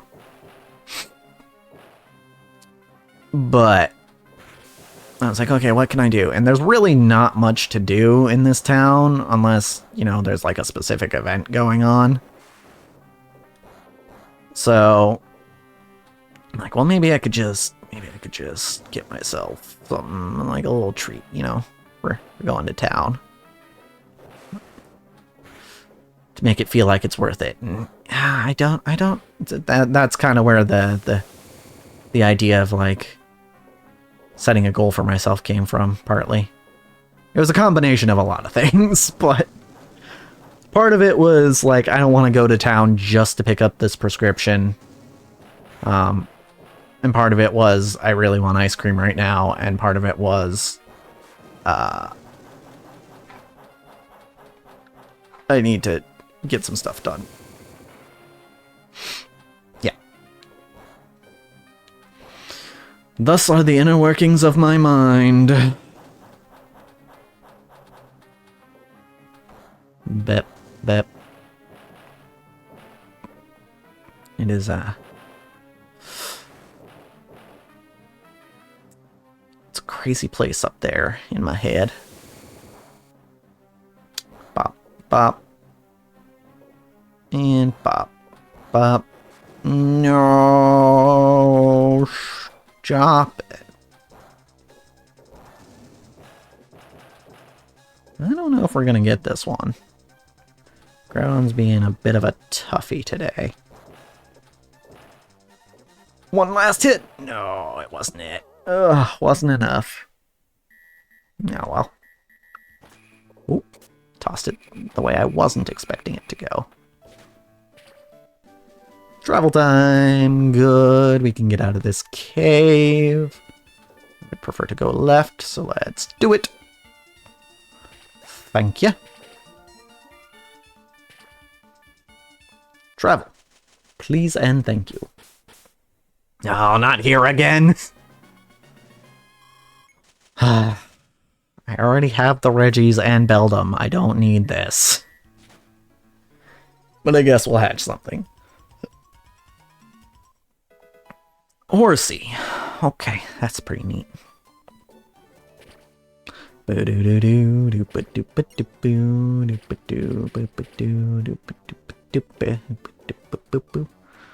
a shame Kingdra doesn't have better stats, because it's a very cool Pokemon. It's the only water dragon that's not legendary at all, except for Dracovish. Because I forgot about Dracovish. For the longest time, it was the only water dragon, and then it was the only water dragon that wasn't a legendary, and now Dracovish exists. So, and it's probably just better than Kingdra. Because Kingdra's stats are well-rounded, let's say. It actually has pretty similar stats to Mew, and a lot of those, I guess they're called mythics. Yeah, it's just I still call them legendaries, like lesser legendaries. Okay, I'll take 10 coins. That's fine. Beady beep beep beady. Biddy biddy biddy biddy biddy biddy boo. I want Gulpin. No, that was so close. Please allow me to get Gulpin. I mean, that's fine too. Whoop. Oh, hello, G Medley. Pinball fans incoming. Oh, hey, a raid. Thank you for the raid. Oh, and thank you for the follows as well, Medley and Kuzuto. Hello, hello. Yes, we are playing some good old Pokemon Pinball. I've nearly got the decks completed here. This evolution has nothing to do with that. We already have both Phanpy and Donphan. But we're close. What? Holy moly. Jethro time, thank you for the follow. Whew. Y'all coming in hot here. Jeez. Hello there, Frost Assassin. What's my best score? So on this board, I've gotten 4 billion, roughly. And then on the Sapphire board, I've gotten 6 billion. That was a clean evolving. Thank you! I have been playing this game for a while recently. 6. Yes. 6 billion.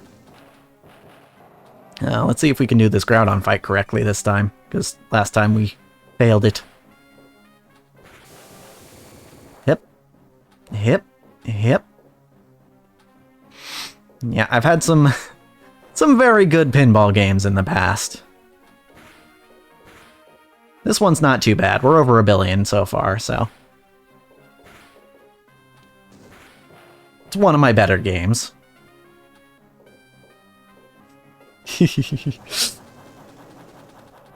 There we go.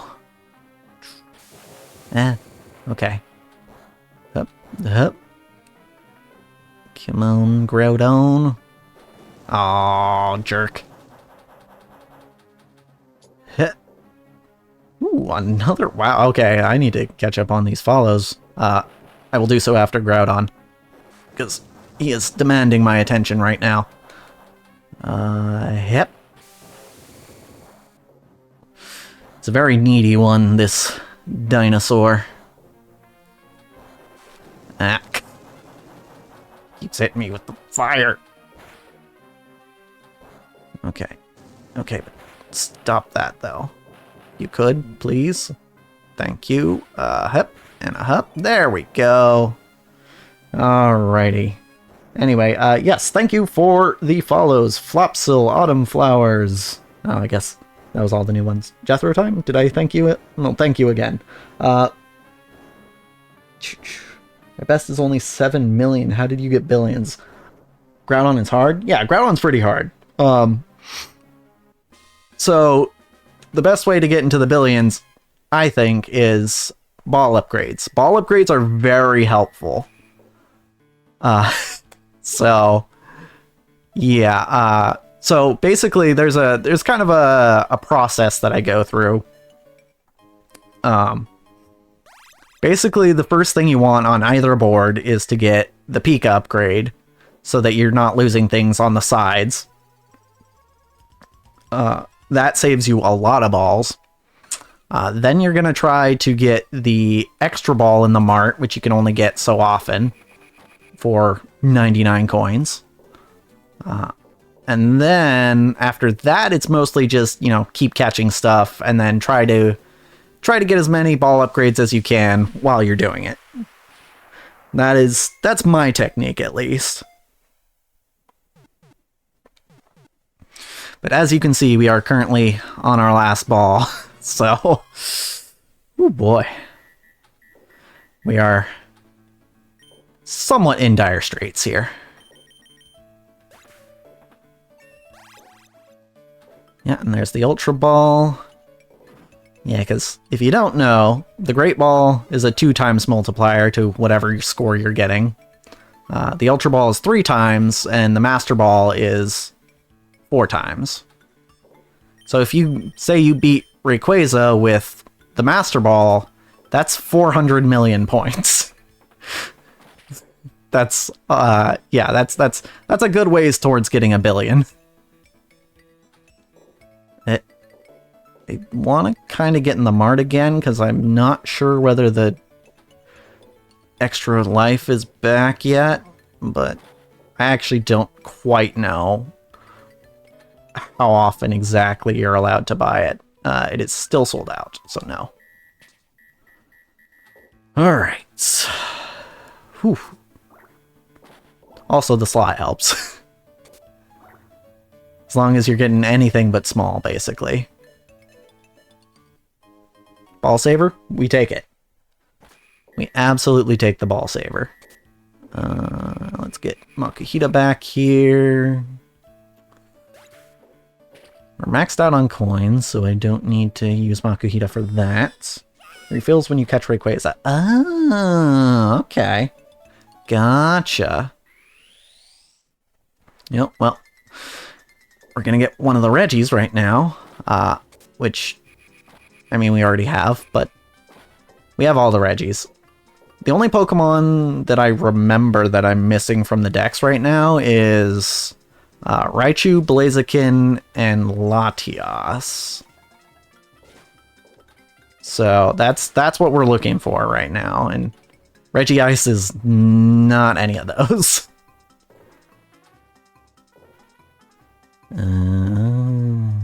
But good to know about the when the extra life refills, because yeah, I didn't know that. I think my next bonus game should be the chance to catch Rayquaza, because I did just catch Groudon, right? And then I did one Rayquaza this game so far.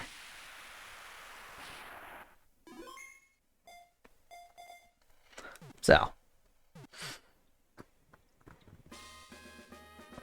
Regice was caught. Beautiful. I mean, it is a neat Pokemon, so I don't mind catching it. And it also just counts towards the next bonus game, so yeah. I could use some ball upgrades, though. Thank you, Pichu. Oh, also, critically important, when you're playing this game, always remember to thank Pichu and Pikachu when they save the ball. It's you have to do it. Otherwise, you'll fail. You'll lose. Hey, Jirachi. I'll take Jirachi, sure.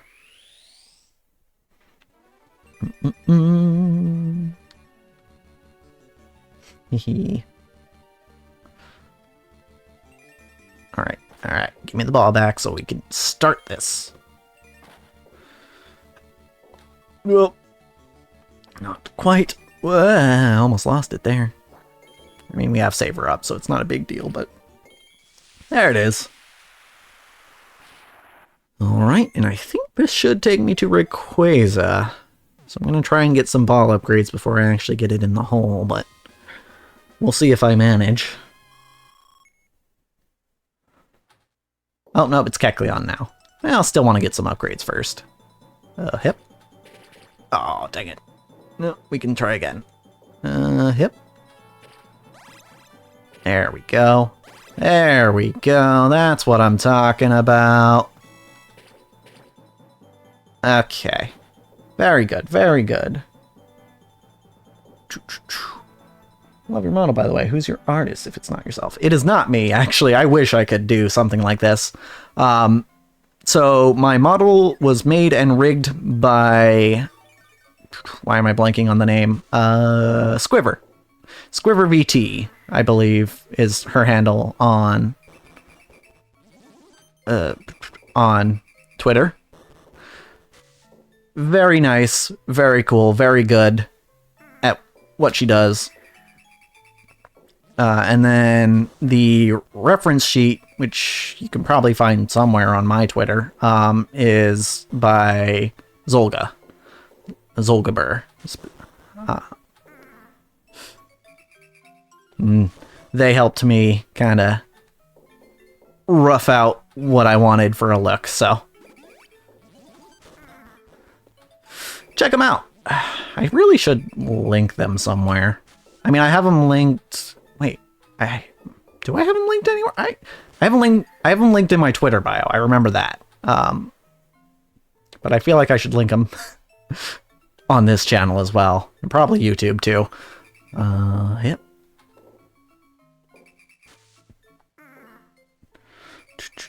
The rigging is stunning. I agree. I think Squiver did a great job with this model.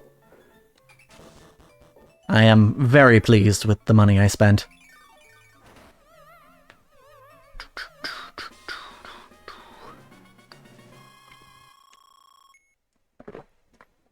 There we go.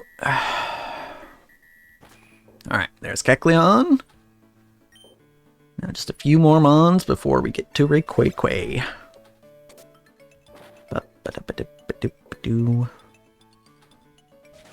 Okie doke.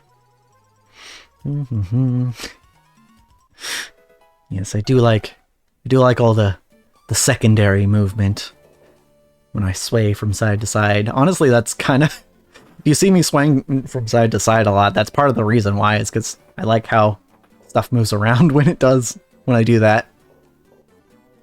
Between the hair and the, I forget what direction, the string on the hoodie. I streamed with a model a while ago, and I added a panel on my page with a link to my VTuber resources, so you could do something like that. That is a good idea. I should figure that out, yeah. The swaying, yeah.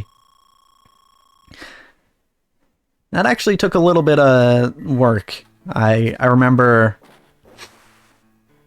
Zolga came to me, or not Zolga, Squiver came to me with a first draft of the model, and I was like, I like it, but I think it was specifically the strings on the hoodie.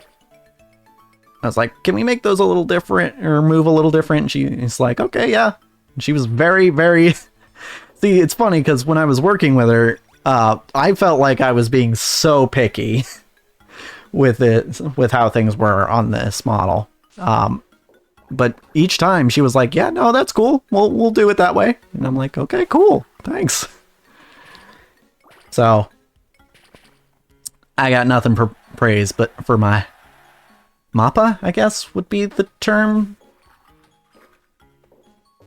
Because, like, Mama is supposed to be the illustrator, and Papa's supposed to be the rigger, but with 3D models, it's a little different.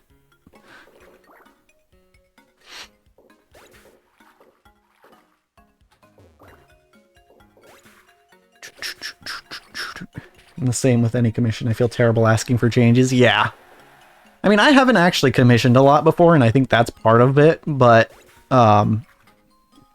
I was like, because, like, you know, when you commission someone, presumably you do it because you feel like they could do a better job than you can. But at the same time, only you know what you really want, right? So you still have to be able to communicate that to them. Also, dang it, lost the Master Ball. That's fine.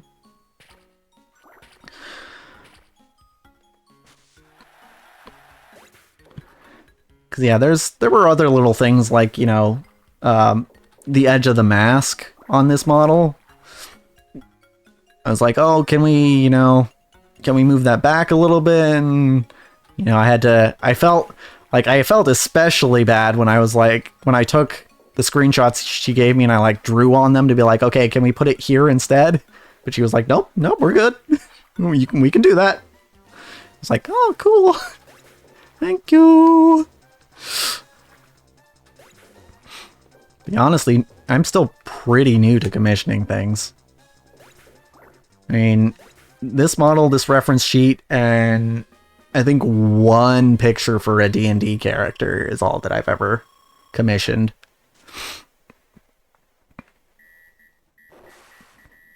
Not that I don't plan on doing more in the future, but because I've yet to be disappointed with a commission, so I feel like I might as well keep trying them. And I still have plenty of things that I will likely need commissioned, because I myself am not much of an artist. Like, I took a class on drawing, so, and I took a class on music composition, so, you know, I'm basically a professional. Of course. No. But yeah, no, I have learned that sometimes you don't have to do everything yourself, especially if you have money. Which I'm a little short on right now, but it's fine. The commissions can wait.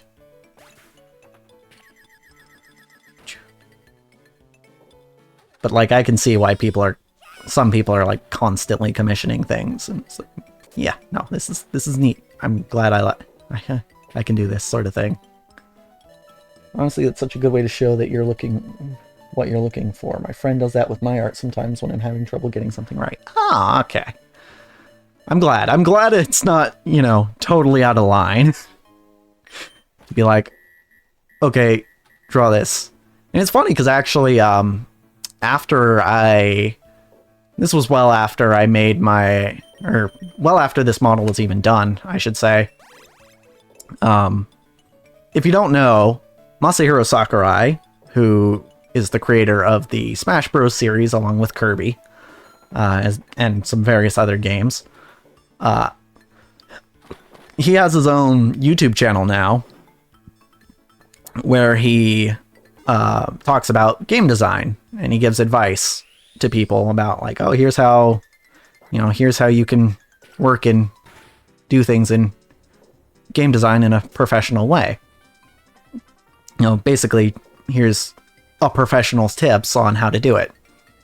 And I remember watching an episode where he was like, oh yeah, here's how I give feedback. And he specifically cited an example from Smash where he was like looking at the background that one of his artists did, and he was like, okay, so what I did is I went and I did an edit myself to kind of show him what I wanted.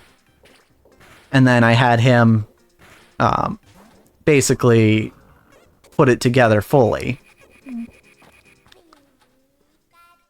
You know, and I think, and that made me feel a lot better about the idea of, like, you know, taking a piece and, like, you know, drawing extra lines on it. Arigato, Pichu. Yes. Thank you, Pichu. Always thank Pichu and Pikachu.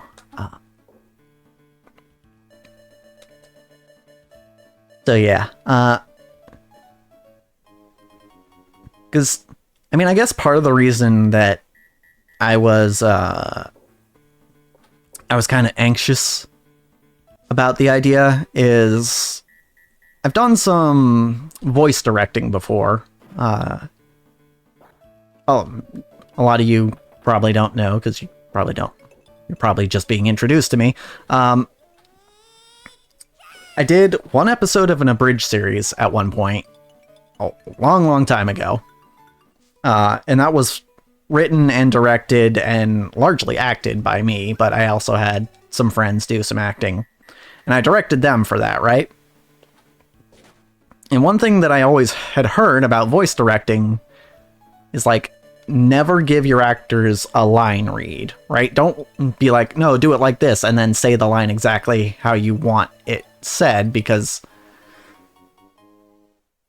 that is basically, you know, what I heard is that that's basically telling them, like, you know, or making them feel like, well, why am I even here if you can just do it the way you want it?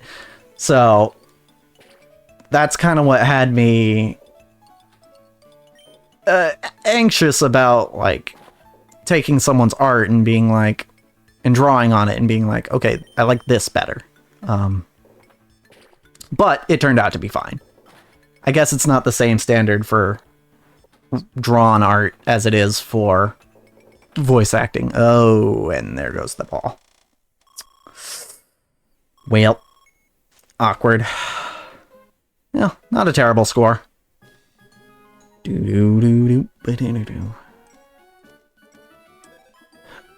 Well, let's see.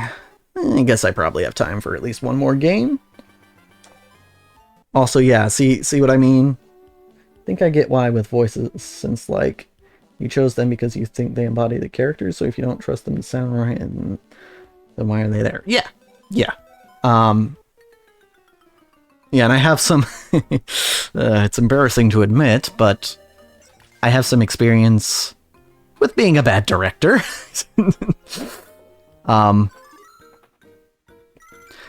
I didn't necessarily line read for the person, but for some reason I thought it would be good if, like, I had a very hyper-specific idea of what I wanted. Essentially, I was being too picky, right? It's what they call over-directing.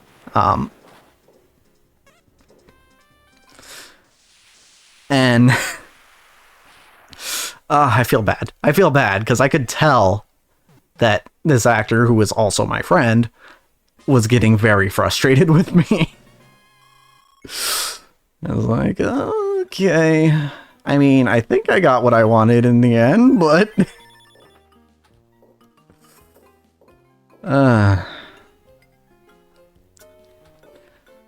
it's yeah, awkward. You have to learn somehow. Yep. No pain, no gain, right? And honestly, why am I complaining? I'm the one who was causing trouble. You know?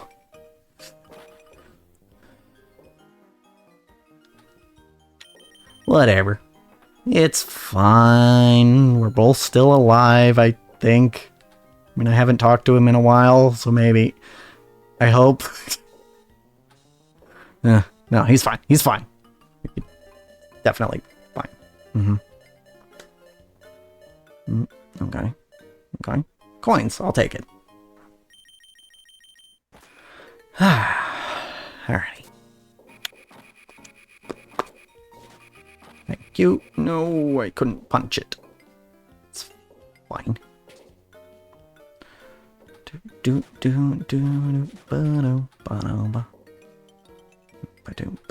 Oh. Oh, whoa. I almost lost a ball there. Hey. That's pretty fun. Makuhita. Not exactly what I wanted, but it'll do.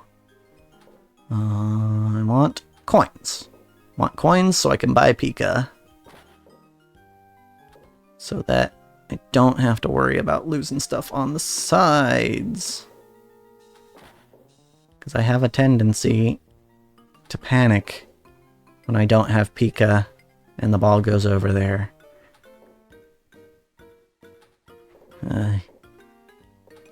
So even if I have Pikachu charged... no, I'm not buying anything yet. Probably wouldn't have thought of that either, but it makes sense now that you pointed it out. Yeah.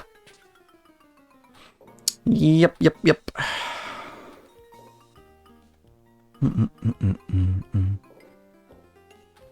Okay.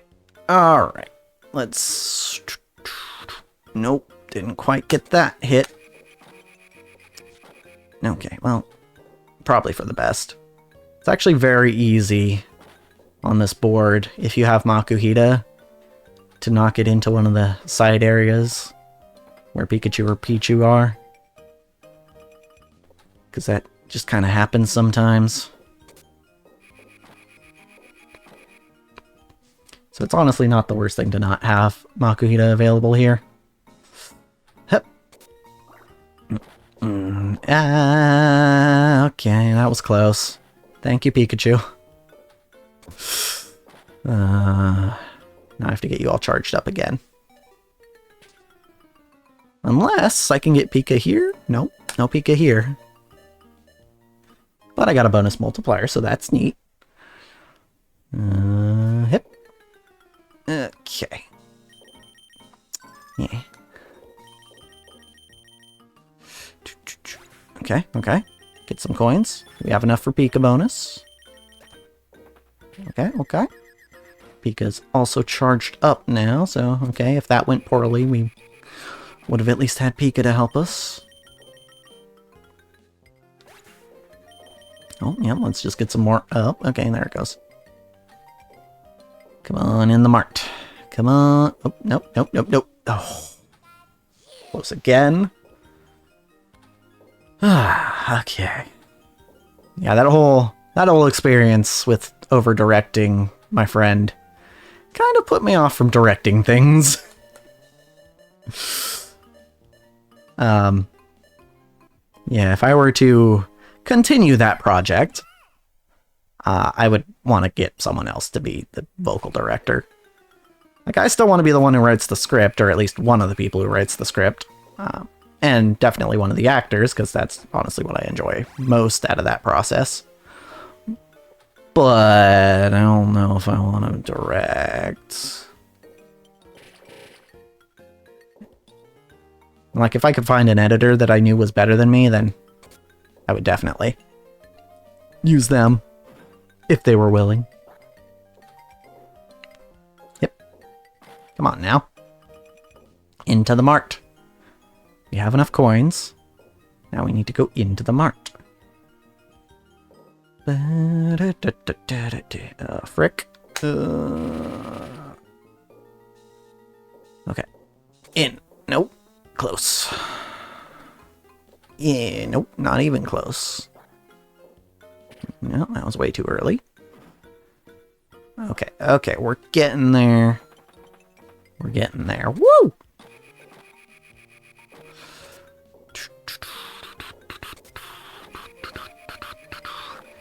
Yeah. I will say... Oh, that's not exactly what I wanted, but it's fine. Oh wait, I already have Pika bonus. I forgot, I got it on the wheel. But, I mean, I could still use that extra ball. I will say, though, that, what time? It's 3:30 now. I will probably only have an hour or two left to stream. Probably hour and a half left to stream, so if anyone's waiting on me to end to go do things, that's about how long you can expect. Or potentially at the end of this game, whichever comes first, probably. When I lose all my balls on this next time. Oh god, excuse me.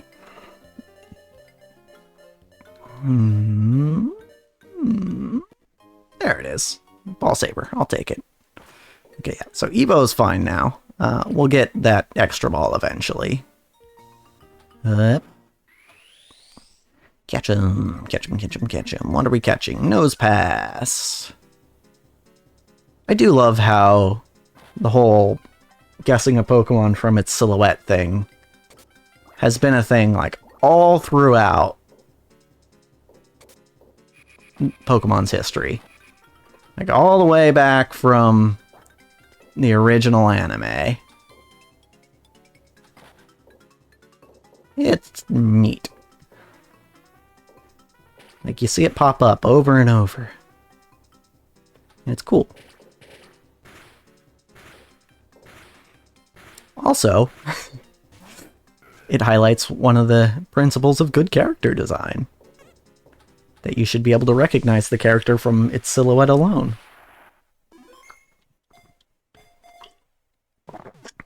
Which, if there's one thing I have to complain about, not necessarily with this model, but with my design,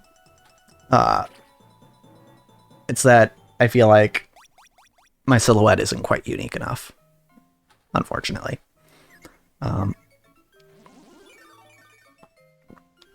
So, I'm thinking about maybe like a 1.5 version at some point. But that's going to be later. I certainly do not have the funds for it now. It's fine. I'll get there. No need to worry. Wow. Okay. Hee hee. Hee. Get Shrek'd, Gek. Hee. Alrighty, good stuff. No. Oh, I didn't explain why I need to cap the stream in an hour or so. I gotta go to town to pick up a prescription before the pharmacy closes. That's why. So. Yeah. I've only a little bit left to stream for today, but I stream on Wednesdays and Fridays as well. Every Monday is Pokemon, so something Pokemon related, anyway. Today it's pinball, tomorrow, well, not tomorrow, next week. I don't know, there's a few different Pokemon games I'm working on playing through right now on stream. We got new Pokemon Snap, Legends Arceus, which I still haven't beaten, despite having beaten Scarlet and Violet 3 times. And BDSP. And I started Green at one point, which was going to be a whole series. Not just Green, but because if you don't know, Pokemon Green was never released outside of Japan. And one of my goals for the future is to learn Japanese. I have been working on it for approximately the past, let's say, 15 years? Very gradually working on it. Whoops.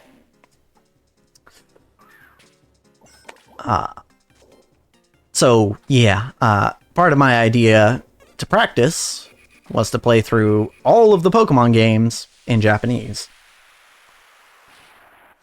Because, actually, what inspired this idea was, back in the day, when I first started playing Pokemon, I was a young'un, and I did not know how to read.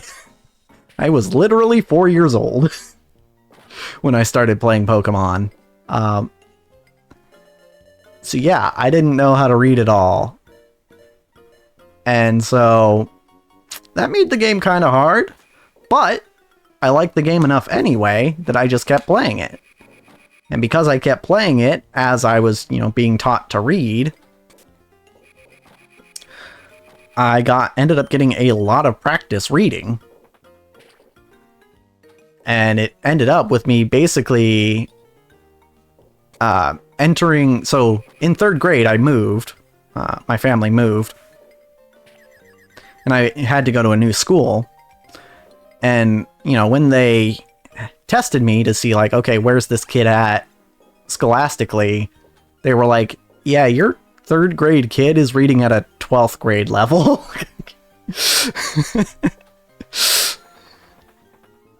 And it was,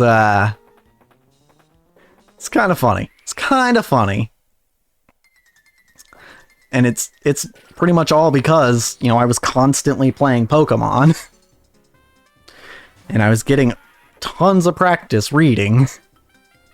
So that's kind of what gave me the idea to be like, you know what? If I want to learn Japanese, maybe I should just play through Pokemon in Japanese. Have it teach me, it taught me part of the English language. Maybe it can teach me part of the Japanese language, And like, I know all the basic katakana and hiragana. I don't know a ton of kanji, but, you don't run into that a lot in Pokemon. Oh, yes, the gifted kid experience. Yep. I was one of them. One of them that where everyone was like, ah, yes, this kid, he's super smart and good at school, and he's going to succeed at everything he does in life. Right.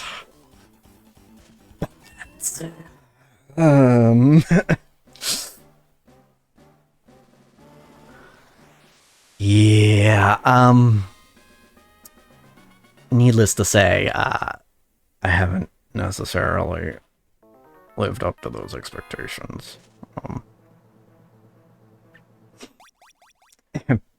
I was 2, then burnout hit. Yep. Same here. Yep. Yeah, no, for me, I got to college, and, because I got through high school, I graduated high school with a 3.7 GPA. Not perfect, but pretty good, right? So I had a 3.7 graduating high school. And I went to college, and, the first year or 2 were fine. But then, I got to 3rd year, and I was like, okay, these things aren't coming quite as naturally to me as they used to, but that's fine. I'm sure I'll get it, I just gotta put in a little more time, I think. And then I failed a class for the first time, and I was like, okay, that's a little concerning, but I can probably still do it, right? I tried to take the class again, and I failed it again, and I was like, okay, I can still do this, right? I can...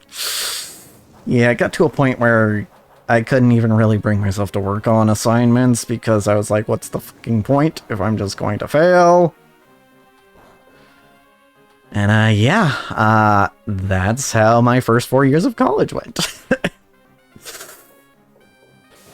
And then, I had to have the awkward talk with my parents being like, yeah, how you sent me to get a degree in like 4 years? Well, that's probably not going to happen in 4 years. They were like, well, how much longer is it going to take? Probably like 2 more. They were like, okay, we're not paying for that. It's like, oh, okay, yeah, that's fair.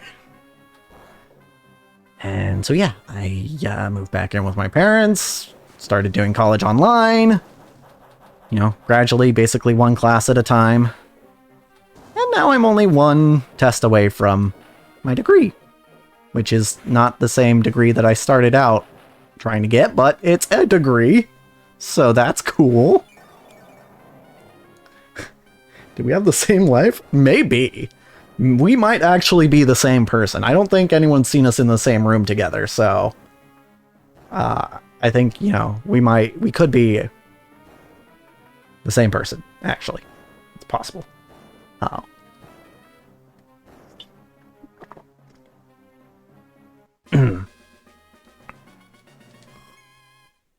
A doppelganger.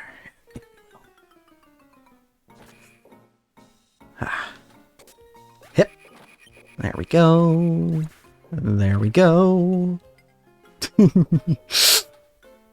Spooky, I know. But you know what?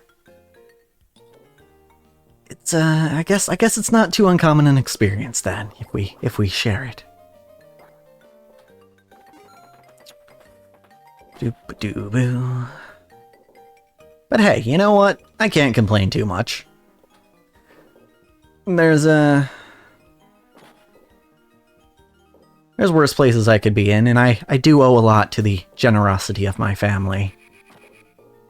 I mean, heck, right now I'm living under my grandpa's roof, and granted, I am helping him out with a lot of stuff, but he could have easily said no when, you know, the idea was brought up. So, I am grateful for stuff like that, you know. Before this, I was living at my aunt's for a couple of years. And of course, you know, when I came back from college, my parents actually provided me, you know, let me move back in for a little bit there. So, I have been very fortunate to have a very supportive family.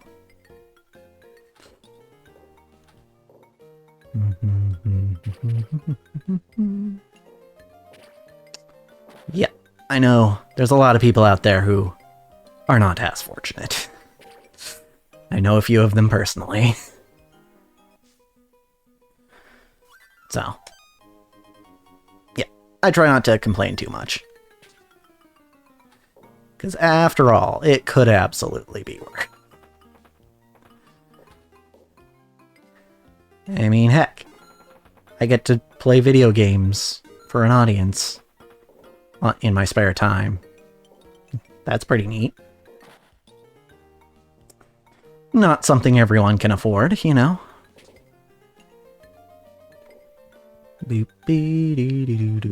Alright, get out of here. I'm trying to get out of this cave. I would like to get out of this cave. No, no, no, no, no. Okay, well, at least we got the extra ball to offset that. Yep. Can I get an upgrade? Can I get another upgrade? Please, and okay, not yet. No, actually, I don't want that. Actually, no, I do want that, because I don't have anything to buy right now. I don't even have any coins, so I do want Evo. Hey. Hey. I'll take a coin. Oh, I actually thought that was going to hit the Linoon. There it is. Okay, now I do need to get in the mart, though, and I do need coins. So, now that I've lost that ball, and thus Pichu's assistance, that's not what I wanted, but we'll take it. That.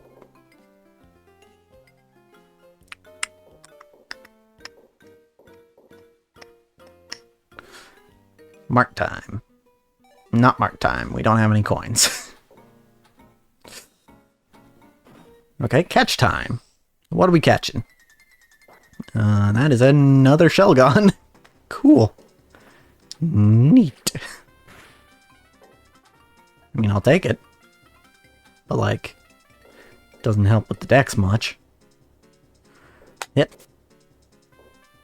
Alright, buddy.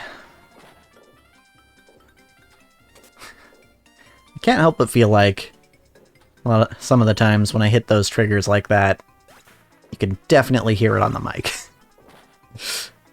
I mean, I know that's true for a lot of different controllers that I use between YouTube and Twitch because I edit my own YouTube videos, so I can hear the button clicks when they happen. But honestly, it doesn't bother me. Honestly, I kind of like them. So I don't edit them out or anything. But I mean, this controller in particular, because it is a SNES controller that I'm using, the triggers can be made to make a lot of noise if your finger slips off the end. Also, thank you, Pika. I forgot. But thank you. I forgot that I was supposed to be hitting the bumpers. Let's do that, I suppose. And maybe that again. And maybe actually hit them now. Okay, no, not exactly what I was going for. Okay, never mind. We're just not getting that. Also, we lost the ball, which is great. Lovely. 10. Tucking Fastic. Alright.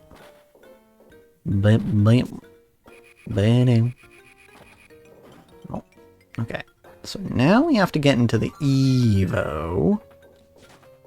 Ooh, nice. That's a good ricochet. It's fine. I can save that one. I mean, we also had Saber, so it wasn't too much of an issue, but let's hatch something, huh? Bagon. Okay, well, I guess I missed out on that extra Shelgon, but now we have a Bagon. So that's cool. Makes up for it, right? I thought he was going to spit it directly at the Bagon. I mean, he kind of did, but it didn't hit, so.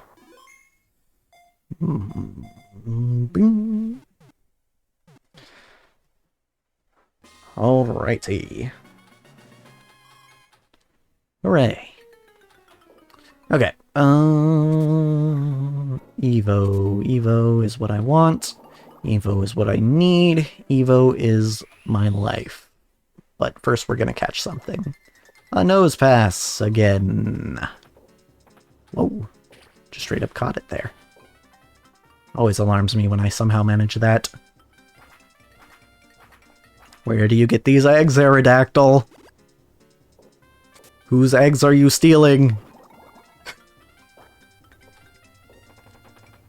And why? I guess theoretically the idea is that that's Aerodactyl's nest and he wants to eat the eggs. But like, he never comes back to eat them.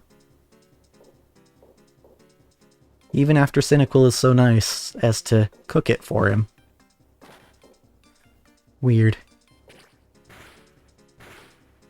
Just a hard-boiled egg. Yep. There we go. Woo! Yeah. Ba-ba-da-ba-ba-da-ba. Hooray. There we go. Come on, slots. Come on, slots. We're gonna get the slots and we're gonna get the Pika bonus. Okay, there's no Pika bonus. It's fine. I'll take that, sure. Yeah, I'll take that too. Yep. Bop. Beep. Alright, alright. Evo time. Evo time? Evo time. Nope, that's not Evo time. Well.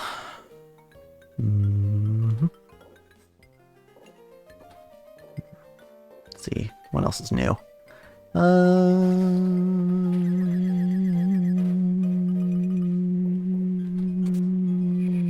don't want to talk about that.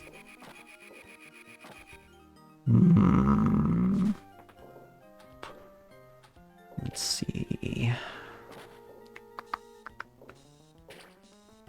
Oh, I think I might have mentioned this in an episode of EHG. But got a friend who's potentially putting together a D&D game that I'm jazzed about. Actually had a idea for a character. Yeah, I guess I could tell you all about that. So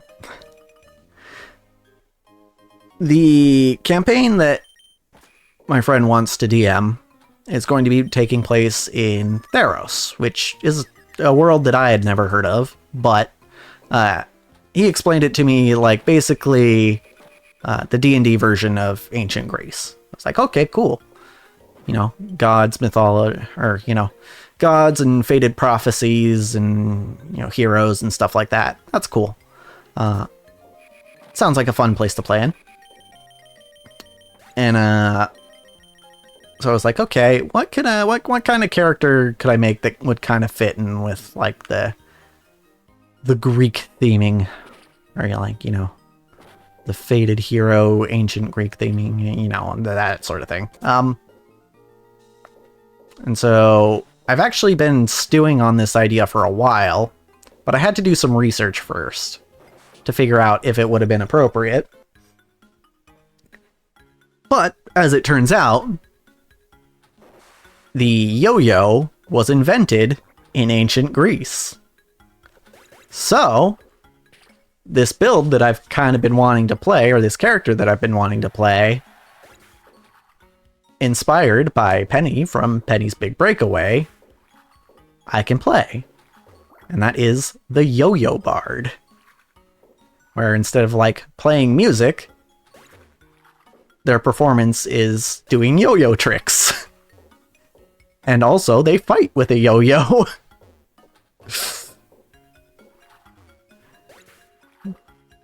I haven't quite run it by him yet. I was hoping to see him last night at Improv, but he didn't show. But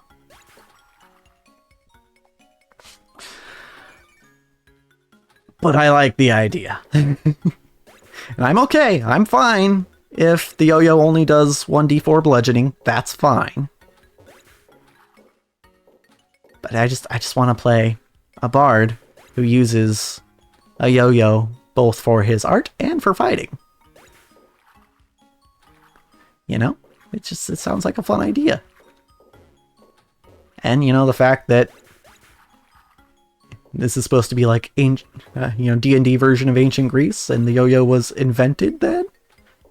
It's kind of perfect. IMO. It's also like one of the few ways that I would ever actually play a bard. Because like, I feel like the expectation when you play a bard in D&D is that you're gonna sing at some point. Like, you don't have to, obviously. But I feel like that's kind of what people expect, you know? And I don't consider myself a particularly good singer. So... I mean, I do have another idea for a bard. That I kind of more, maybe sort of stole from Naruto. And that's basically the bard who paints to use their magic. Because, what was it? Sai. Sai was his name in Naruto. Who, like, he'll draw on scrolls and then his drawings come to life. Like, I thought that would be a neat idea for a character to play as a bard. Because, you know. Truly, a bard doesn't necessarily have to be musical. They just have to, you know, have some sort of performance art, you know? And that's the idea. Oh, actually, going back to the yo-yo bard real quick. I also remember the other part I had to check, do some research on to see if it would work. Busking. Which is a term some people probably don't know. It's like when people stand on the street and play music with their case, you know, instrument case open, you know, for donations, basically. And that's a part of Penny's Big Breakaway. At the end of every stage, you busk for extra points. And so I was like, okay, I have a feeling this is a thing that's probably existed forever, but like, let me just double check to see if it was around during ye olden days. And I checked, and yes, busking is about as old as written history. So, also, yay, we get to travel. Because I am not digging this cave, honestly. It's not giving me what I want. Alright. So yeah, that would be a part of the character, is, you know, they're basically a traveling performer who goes about trying to earn money by showing off their yo-yo skills.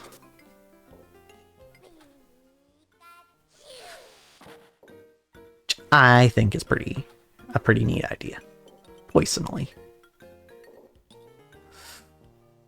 Yeah, I want to play it. I want to play it, but I mean, if it's like the last campaign that this guy invited me to, it's probably not happening.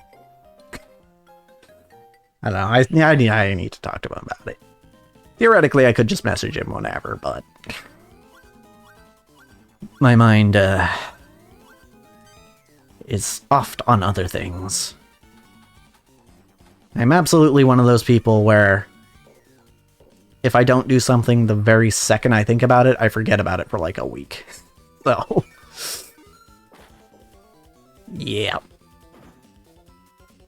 Yep.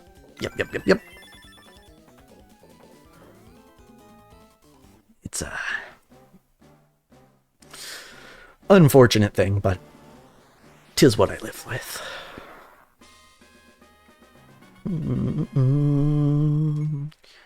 Okay.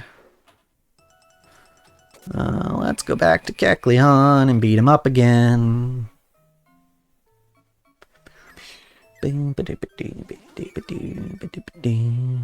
Alrighty.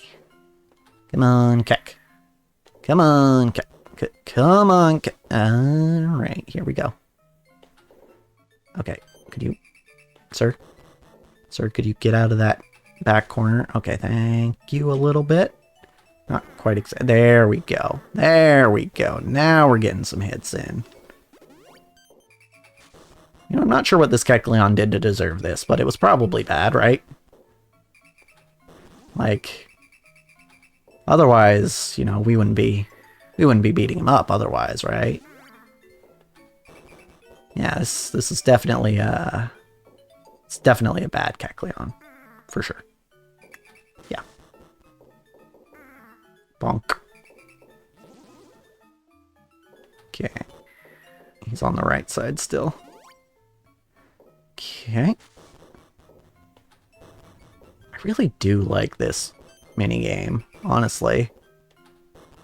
Because, like, the idea of being, like, having an invisible enemy, and you can only, well, at least sometimes only see, you know, the stuff around them, rather than the stuff around them changing and moving, rather than them themselves. That's a really neat idea. Whoever came up with this idea should get a raise.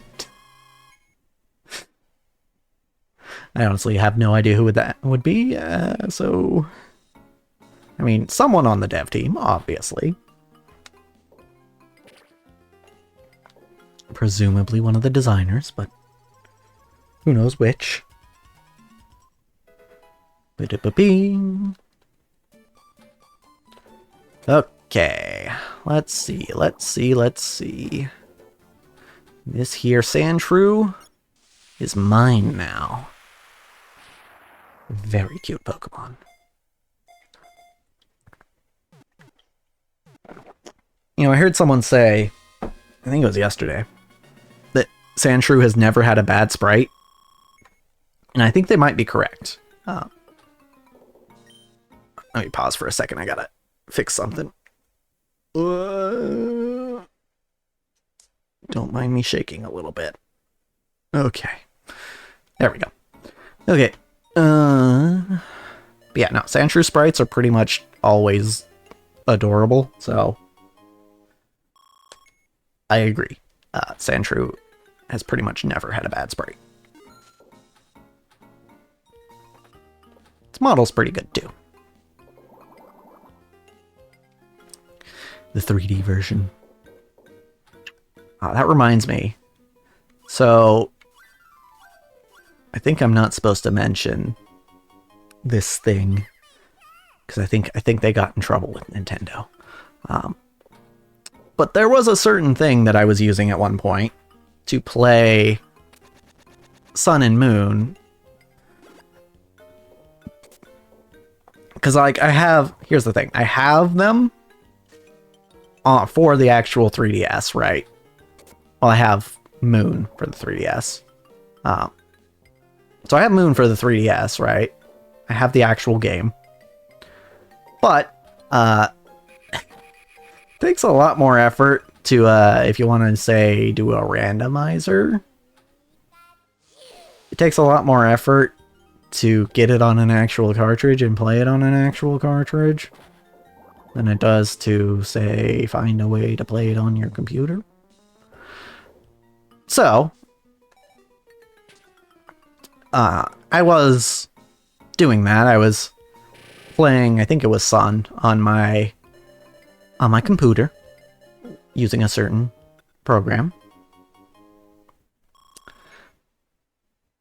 And with this program, it turns out you can actually turn up the resolution on the display, or like that the game displays. And I cranked it all the way up to 1080p and put it up to 60 frames a second. And damn, those games look really fucking good at that resolution. I mean, they look fine normally, but like, those games were made to be in HD. Like, all the assets are HD. No wonder they couldn't keep a frickin' frame rate in the totem battles. Because, yeah, secretly, they basically made a console game on the 3DS.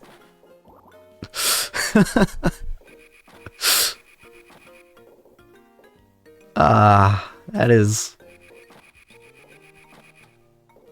an experience that will stick with me, I think. Just realizing, like, holy crap. These games could have looked so much better than they did. Like, the difference was staggering.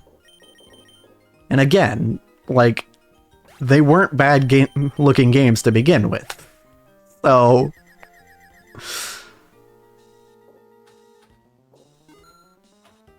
kind of makes you wonder how the games after that were made to be console games don't look as good. I ain't hating, I'm just saying.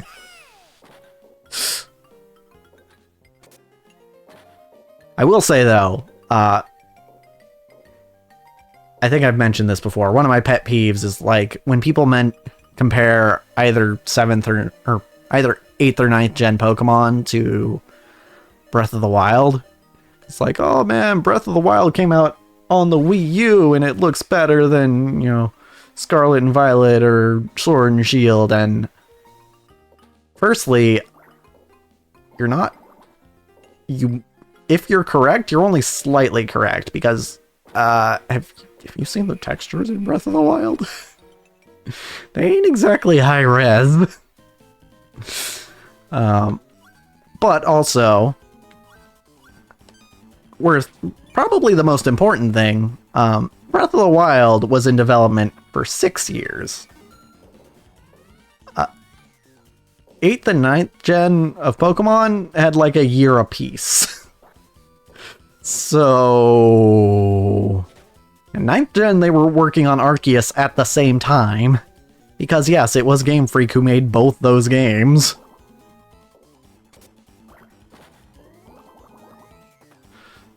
So yeah, that's why it bothers me a little bit when people are like, oh, these games look so bad. Breath of the Wild looks better. And it's like, of course it does. Way more time put into it. I still maintain, like, I absolutely love Scarlet and Violet.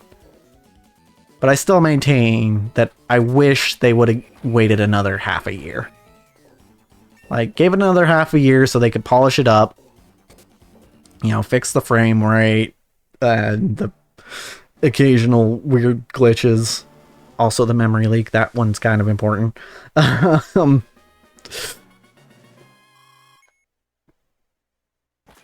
there's still a good game under that, but a lot of people were put off by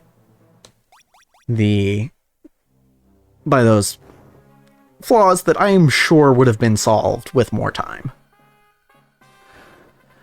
You know, it's kind of a shame, but we can kind of only hope. This is kind of where I wish they would go back to the third version idea, right? Because they haven't done a third version of a game since Platinum. I mean, you could argue Black and White 2, but technically that's a different game. Like, the story is different, the Pokemon you can catch are different, the path through the world is different. So, yeah. Not since Platinum, basically. And if they did have, like, a third version, you know, like, I don't know what it would be for 9th gen, but I know a lot of people, I guess, based on the DLC for Sword and Shield, they maybe would have made it like an armor version.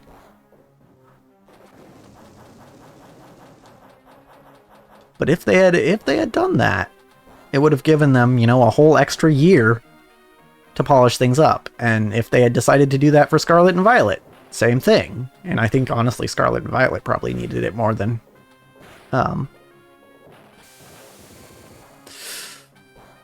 Sword and Shield did. But alas, they don't do that anymore. I mean, that's the thing. That's the thing. I mean, some of it was fixed with updates. Like, I don't think the memory leak exists anymore. I think they straight up fixed that. I mean, I don't think I would know, because, you know, a memory leak is something that gets worse the longer you play without turning the game off, and I don't know that I have ever played either one for more than like 5 hours at a time, so it's not really affected me much, but I'm pretty sure they got around to fixing that. And it's, but like stuff like, you know, the frame rate in certain areas is still pretty bad. I think they fixed it in some areas. I'm pretty sure they fixed it in some areas. Because I remember Poco Path in Scarlet and Violet was one of the biggest, earliest offenders in the game, where the frames would just drop, and I don't feel like it does that anymore when I play it today. So, that's good. They fixed that. In that specific spot, anyway. But there's still spots like the mud fields in the second DLC that are... Like, my game froze up for a solid, like, 5 seconds at one point, and I was like, And then I learned you can turn away from the mud fields, and as long as you're not looking at them, they won't drop your frames to nothing.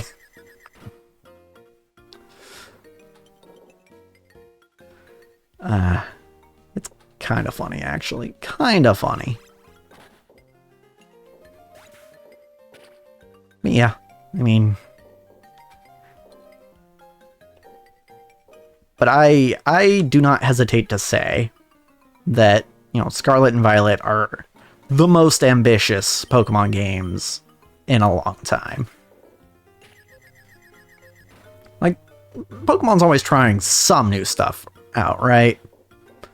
Like, even, you know, after 5th gen, when people say, oh, everything got worse. Well, I mean, it kind of did, but even after 5th gen, they were at least still trying new things, right? 6th gen was the first 3D games.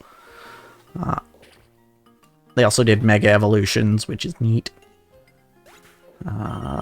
Let's see, 7th gen, they were like, yeah, how about we don't do gyms this time? You know, that thing that we've been doing every single time? I mean, they did trials, which were very similar, but they weren't gyms, technically. 8th gen, they were like, we'll go back to gyms, but let's make it like a sporting event, you know, and the story-wise. And also 6th gen is where they started having, you know, genuinely good characters. Well, you could argue 5th gen is when that happened, but it became more and more noticeable starting with 6th gen. Well, maybe not 6th gen specifically, but after 6th gen.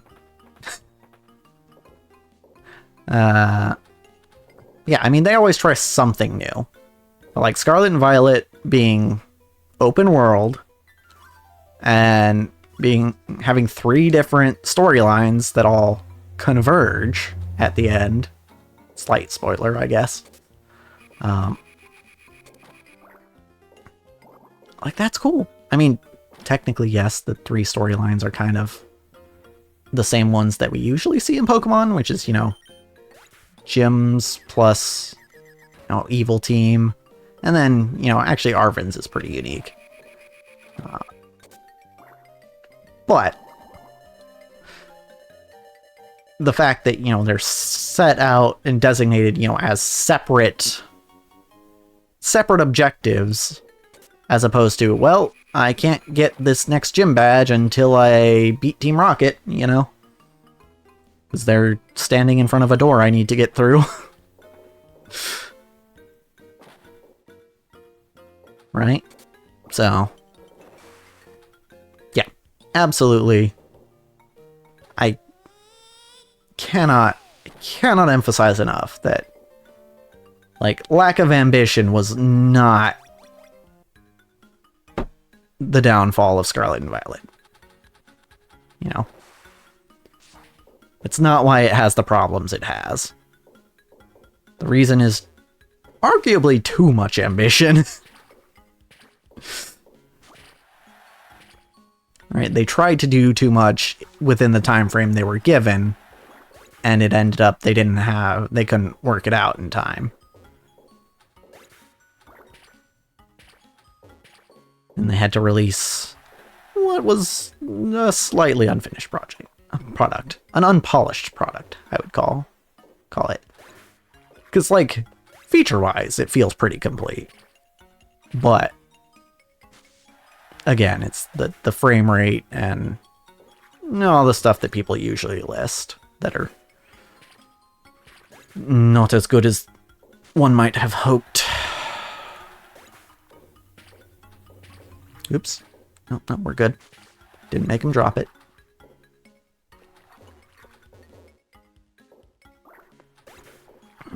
Hit. Nope. That's not gonna hit. It's fine. I got very tense there because I thought I was gonna lose the ball. Sir, you're supposed to go up the slide there. Well, you know what? It's fine. I'll go up the slide, show you how it's done, and then you can follow my example. Right? No, I guess not. Ooh, that one almost threw me off. Nope. Nah. Okay, that's fine. Still worth points. It's probably the last points we're gonna get here. Might as well go for another. Yay! We managed to keep the Ultra Ball through that, which is more than I usually manage to do. For a cool 75 mil.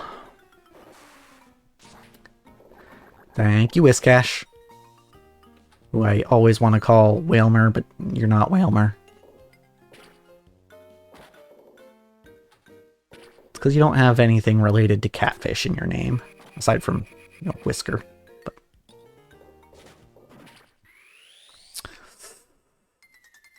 Kecleon.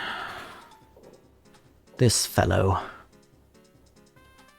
This fine fellow who we meet so often in this game. Honestly, Kecleon's more common in this game than it is in Ruby and Sapphire. I feel like most Pokemon are. You know, the ones that are actually in this game anyway.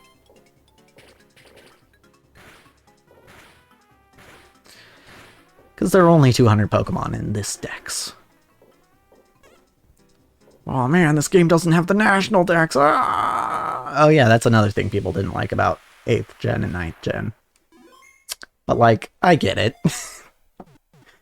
1,000 is a lot of Pokemon to work on.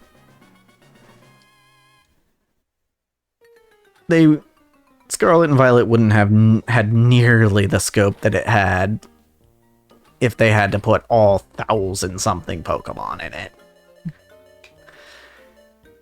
So, honestly, as long as I've got some of my favorites in the game, I'm cool with not being able to get everything. Like, I was never able to complete the national dex prior to it becoming not a thing, so it doesn't bother me as much.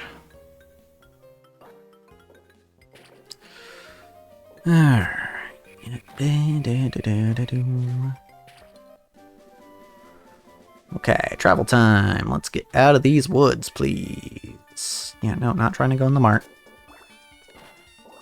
Come on. Does it count? Nope. We'll get there this time. Yeah. There it goes. Get me out of these woods. There's nothing for me here. Okay, the plains isn't much better, but it's fine. I want to go to the volcano, please. Or the Safari Zone, because I think that's where you find Pikachu. I'm not sure. Boy.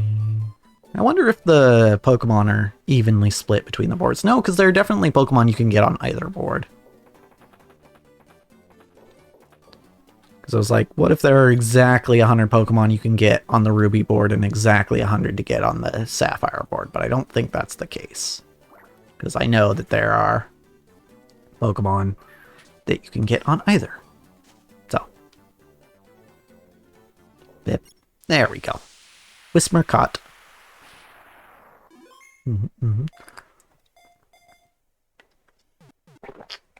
I did see someone point out some irony in Whismer's name. Like, I get that it's supposed to be part of the line, right? Because a whisper, then Exploud is loud. Or, I skipped one. Loudred is loud, and Exploud is a loud explosion, right? But Whismer's Pokedex entry says that its cries are as loud as a jet plane. That's not a whisper. I mean, maybe compared to the other two it is.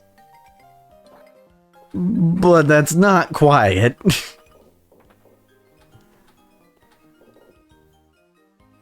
So a little misleading.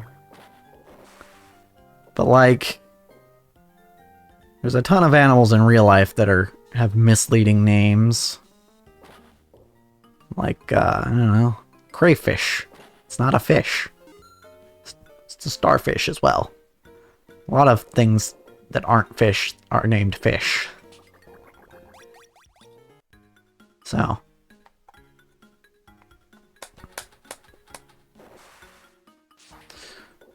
Oh man, I lost my Great Ball already. It's fine, I'll do this with a normal Pokeball.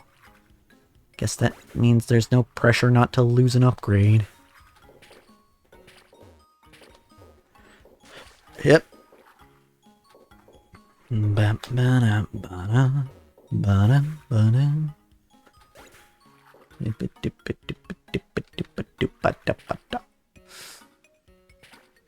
I wonder.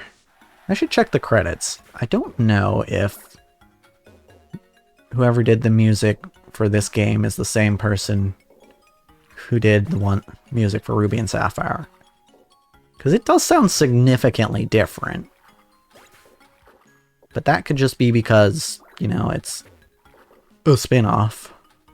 And they wanted to go for a different sound. And presumably a professional, like the people who work on these games, would be able to come up with a different sound. You know, they'd have that versatility. I would think. Oh my god. Yep, there we go. That's what we're looking for. How did I know you were going to be next? And yet, oh, I gotcha. I did, in fact, getcha. Get got, scrub. Yep. Nope. Yep. There we go. And you too. Yes. Perfect. Good. Woo! Almost lost the ball. Not that it really matters. Okay. 27 mil. Not bad. Would have been nice if we still had the great ball, but you know. I'm not mad. I'm not angry. I'm not mad at all. Anywho.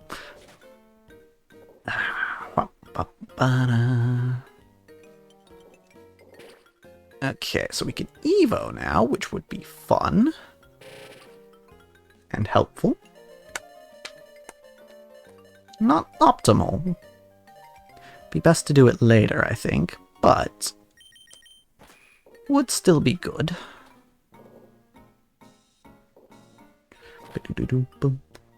Yep. No. Okay. Yep. No. Okay. I don't know why I'm actually trying to get it in the Evo, considering I just said it's not optimal. But that's fine. We'll take it. Yeah, we got all you, I know. Well, we really don't have all that much for mons to pick from. Yep, there it is. We don't have Makuhita to help right now, unless... Nice. Almost. There we go. Thank you, Makuhita. Oh. Might need your help again on this one, bud. Okay, we're fine. We have a saver. Actually, might not need your help if I do this correctly, which I did. There we go. Getting ourselves a Kadabra. Good stuff. Abra. Kadabra. Alakazam. Hey! Oh, hey! Look, another ball. I will take that. Also, I will take this trip to Rayquaza. Every once in a while, I'll still say Rayquaza. But I'm pretty sure it's supposed to be Rayquaza. Because quasars are a thing, I guess.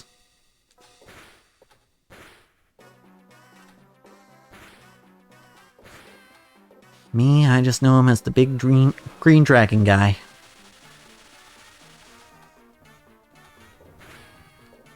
Sometimes black, if you're really lucky.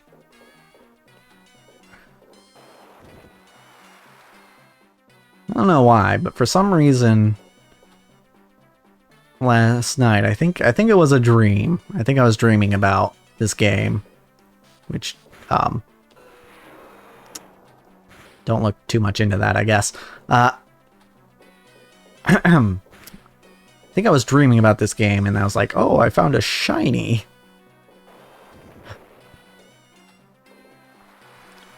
But there aren't any shinies in this game. So I had to...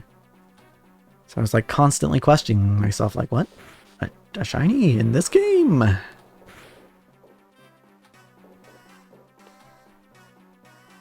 feel like if they made a Pokemon pinball for the recent generations, you know? Like a Pokemon pinball Scarlet and Violet. I feel like they would put shinies in it. Because I think they finally recognize how much people like shinies.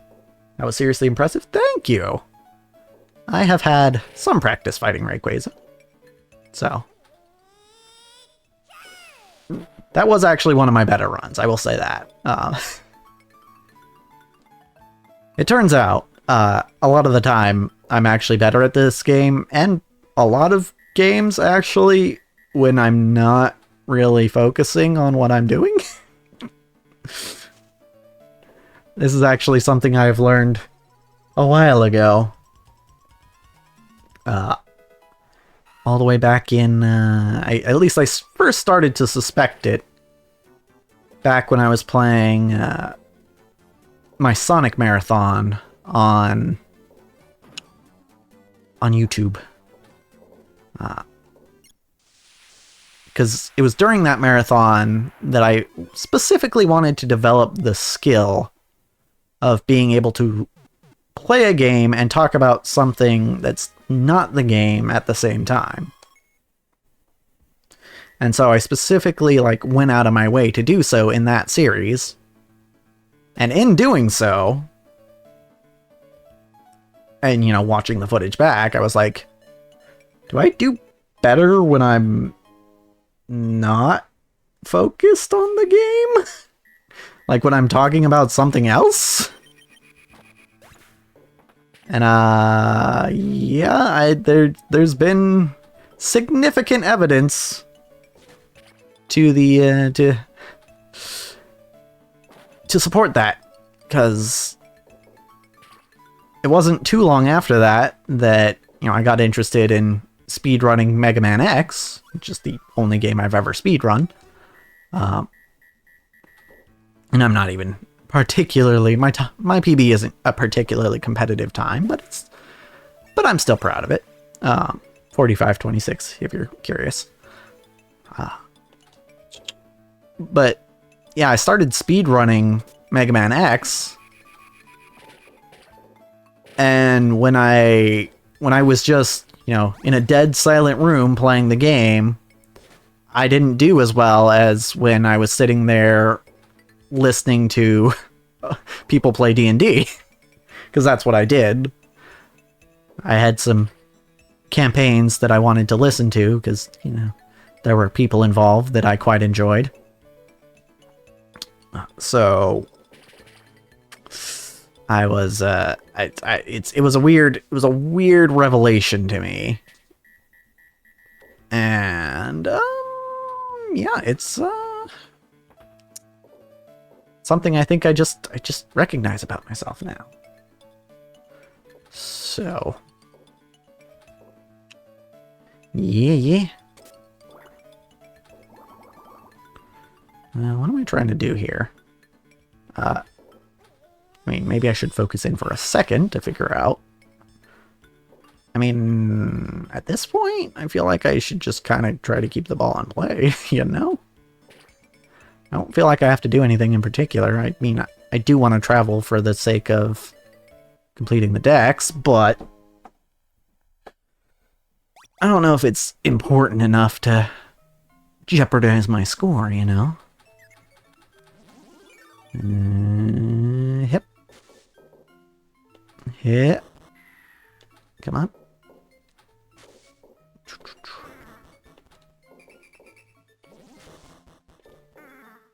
Okay. Kecleon. Boop. Boop. Boop. Boop. Boop. I feel like I'm kind of starting to get into the groove. That might explain why I did as well as I did on Rayquaza. Yep. There we go. Along with the, you know, not paying attention thing. Because that just seems to be how I work. There he goes.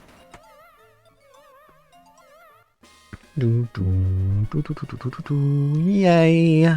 Over 800 mil. Oh, looks like I only had a half hour left though, so...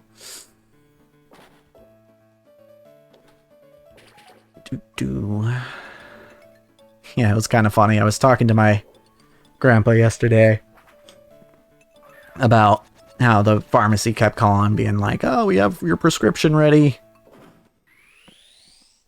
And I was like, "Okay, you know, I'll go before I go to improv, you know, and I'll get it then."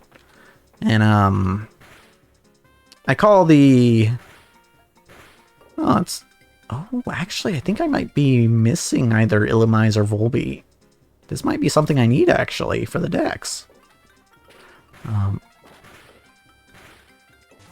Yeah, I went and I called the pharmacy just to, you know, check how long they would be open. Well, we had our conversation at 5:30. And I called and they said, the pharmacy will be open till 6. And as mentioned before, it takes me about a half hour to get into town. So I was like, oh, yep, that's probably not happening tonight. So I had to tell Grandpa, I was like, all right, I'll do it tomorrow. Because again, he wasn't totally out of it. Well, I don't even think he's close to out of it, but the prescription that needs picking up. But better to do it sooner rather than later, regardless. Yep, nope. Dang it.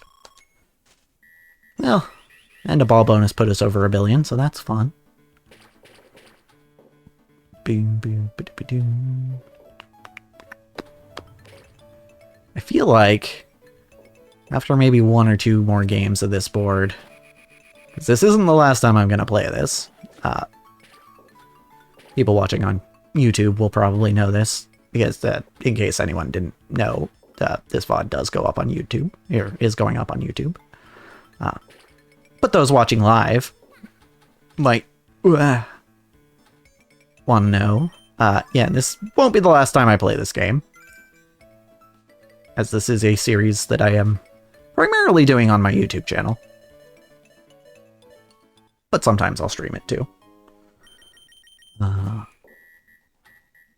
And so, after I do a couple more games of this, I think maybe I'll switch back to the Sapphire board.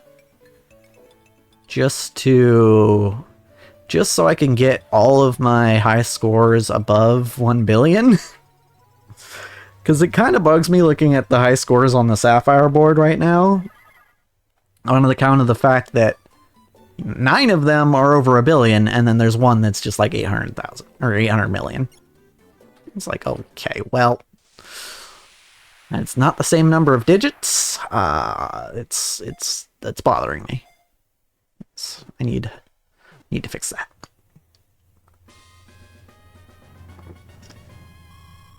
And I figure after a couple more games of this board, I will probably have this board filled up with, let's see, how many digits is that? 10 digits? 10-digit numbers? Yeah, 10-digit numbers.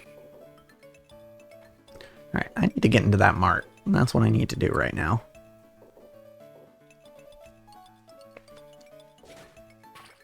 Or we could travel. Traveling is nice too. Yep. Okay, we're going to try to go left, because that's the direction we've been going this whole time. Alright, alrighty. Okay, well now you want to go in the mart. Cool. And again. Alright, hold on. Just give me a good setup here. Not quite like that. Okay, I guess we're going right. Well, let's see where this takes us. Hopefully not the forest or the cave. Okay, it's the cave. That's fine. I'll take it. Okay. Mart time. Time to go to the mart. Time for us to go... Dang it.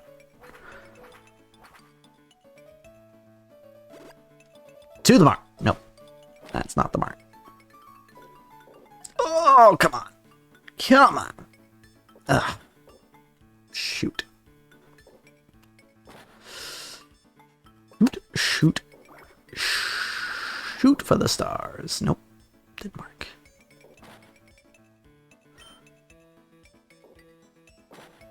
What was that line? Shoot for the stars so I'll have more fun crushing you into the dirt, I think was the line. I don't remember what that's from, but... Come on. Come on. No! I swear that was a pixel away. Alright,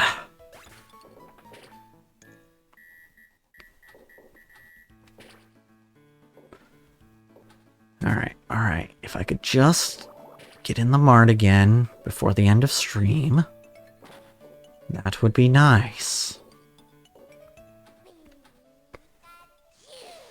That would be very, very nice. Come on.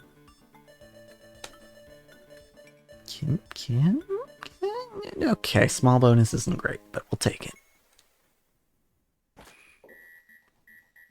Alright, alright. Mart, please. Nope. I honestly feel like the smaller boards, the ones for the bonus games, the mini games, I almost feel like it's just easier to manage those ones. And maybe that's by design.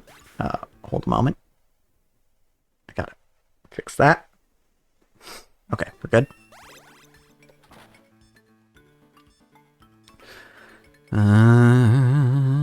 Come on. Nope. Okay. Yep. Shoot. To the mart. Damn it. Actually, I don't know if that was a great idea. It wasn't. But we saved it.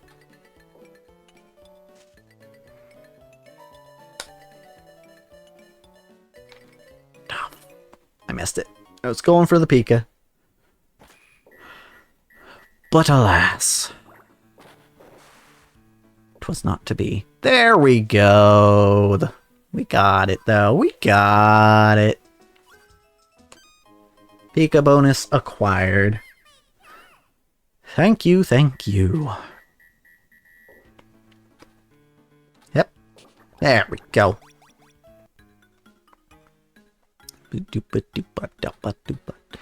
Now for some arguably free points. I mean, we're not at risk of losing a ball here, so. Bonk.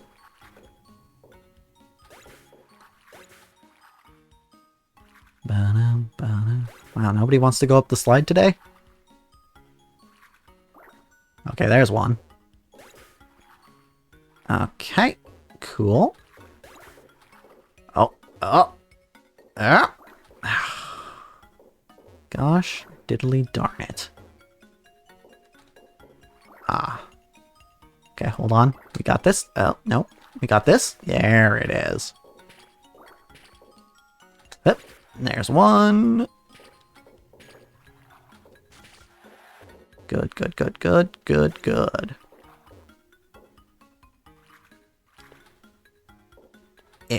There we go. It's always hard hitting in the same direction as the flipper is. Ooh, okay. Almost messed that up. We're good. Hitting the Celio at the wrong time means it drops the Spheal. Whoa, that was interesting. Wasn't expecting it to hit and go in. Yep. Yep. Dang it.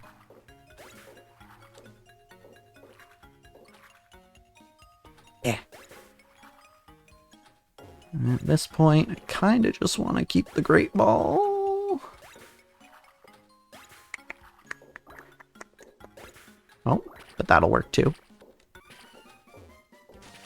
Ah, I was almost hoping that would bump it, but it did not.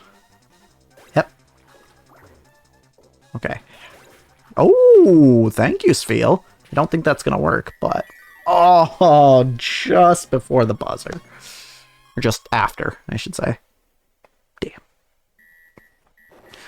Damn diddly damn.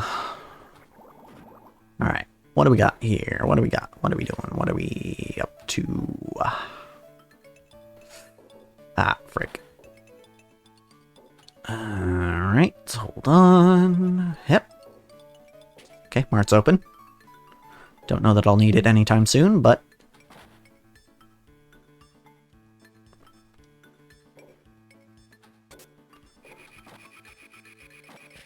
Okay. I'd take Evo mode. That'd be cool. Okay, 10 coins also works. I could use some coins at the moment.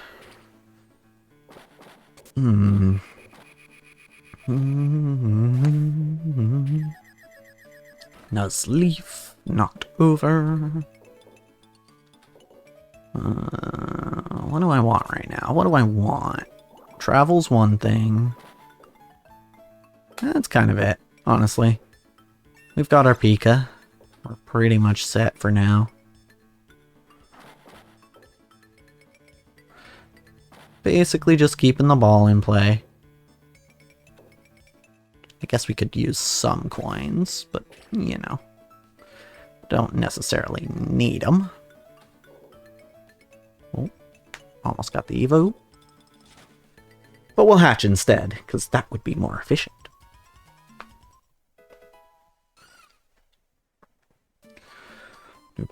Boom.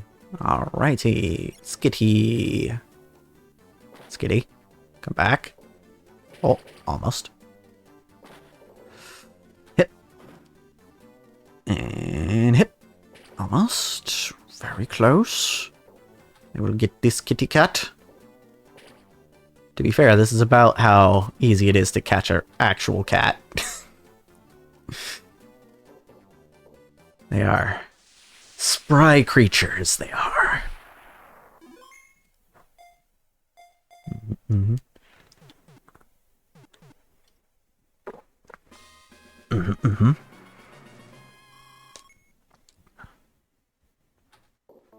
Alright, so what if we went and got ourselves... It's not going to happen. I was going to say, what if we went and got... Oh, we lost the Great Ball, too. I got greedy. Lost the Great Ball for it. Oh, well. I was trying to get a ball upgrade before I came to Groudon, but because I took so much time doing so, I lost the ball upgrade I had, so... Unfortunate. Also, this placement of rocks was unfortunate. Okay, alright. I guess that's the game we're playing. We're going for the sides this time. I usually try to go for the front, but... Nice. Get that shiz out of the way. I don't think I'm gonna get a hit in on this cycle. Nope. It's fine. It's fine. We'll just go back to our usual strat. Open the front door rather than the back. I hear he prefers it that way. Yeah. No, jerk. This is because I made a joke about your back door. Anywho, yep. Nuts to you, Groudon. Nuts to you! And your fire and your ground. I guess you're only fire ground type when you're primal, but, you know. Hey, that's a cool thing that never came back. Primal. Actually, no, it did come back, didn't it? Because, Palkia, Dialga... Well, not Arceus, but Palkia and Dialga have primal forms. So I can't even say it didn't come back, because it did.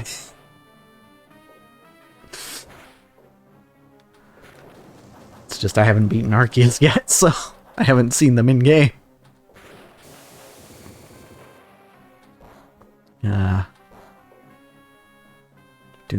Do. Hip. And a hip. And a hip. But I've seen plenty of them in the card game, that's for sure. The primal forms are so weird. Yeah, for Palkia and Dialga, definitely. I definitely like Kyogre and Groudon's primal forms, but Palkia and Dialga are like... I mean, I get what they were doing. They were trying to make him look more like Arceus, but... they do look a little strange. I can agree to that. Let's see. Oh, interesting. There's an extra life here. Come on. Okay, that's fine too. That could buy me an extra life later. Whoops. Well, hi, Whiscash. How's it going? Bye, Whiscash. How was it going? Let's see. Okay, got that. Nice. Didn't need that, but I'll take it. Doop-a-doop-a-doo. And... Slotch. Palkia into weird centaur thing, and Dialga is long and choking on something, right? Yeah. Yeah. A little strange, but I don't hate it. I do like their original designs better, though. Poisonally.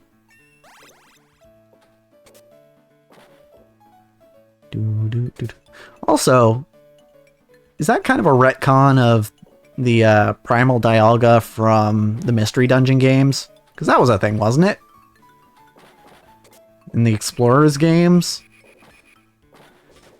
Because Dialga was the big bad at one point. And there was Primal Dialga in that. I think it was more corrupted. I think they called him Primal Dialga, though. I could be wrong. It's been a while since I played one of those games, but those are very good games, though. I know I replayed them many times. God, I love Mystery Dungeon. Specifically Pokemon Mystery Dungeon. I know there are other versions that are probably also good, but you know, Pokemon's got all the systems that I already know in it, so, you know. Well, a lot of them, anyway. Perfect.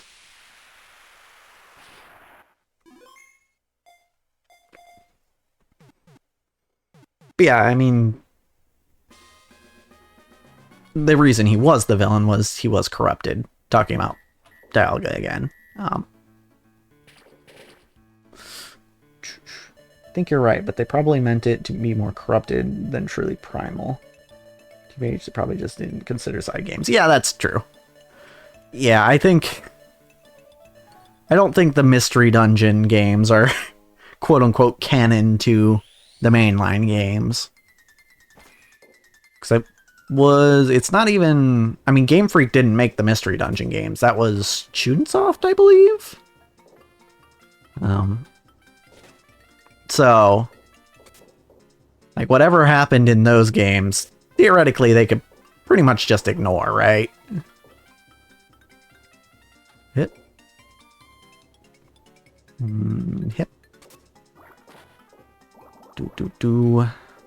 Although, what game was it? Oh, what game was it? I swear there was a Pokemon game. Oh, it was Pokerogue. Okay, yeah. So one of the egg moves for Wigglytuff in Pokerogue, or specifically Igglybuff, because that's the starter version. But one of the egg moves it can learn is Grav Apple, which I think is the signature move of Applin and its kin. But I was like, that's a weird thing to give to like Igglybuff, Jigglypuff, Wigglytuff. And then I remembered, wait a minute. In the Mystery Dungeon Explorers games, Wigglytuff was the Guildmaster Wigglytuff was obsessed with apples. Is that a reference? I think they made a Mystery Dungeon reference in Pokerogue. Which is kind of fun. Oh,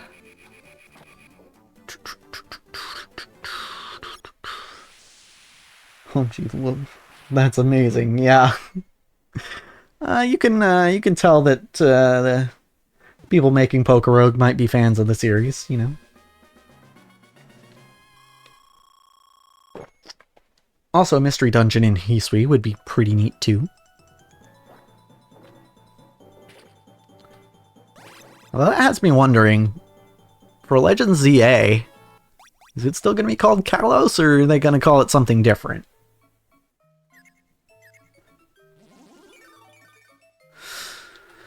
Because, I mean, I guess the point is that Sinnoh got its name from the name that people used for Arceus back in the day.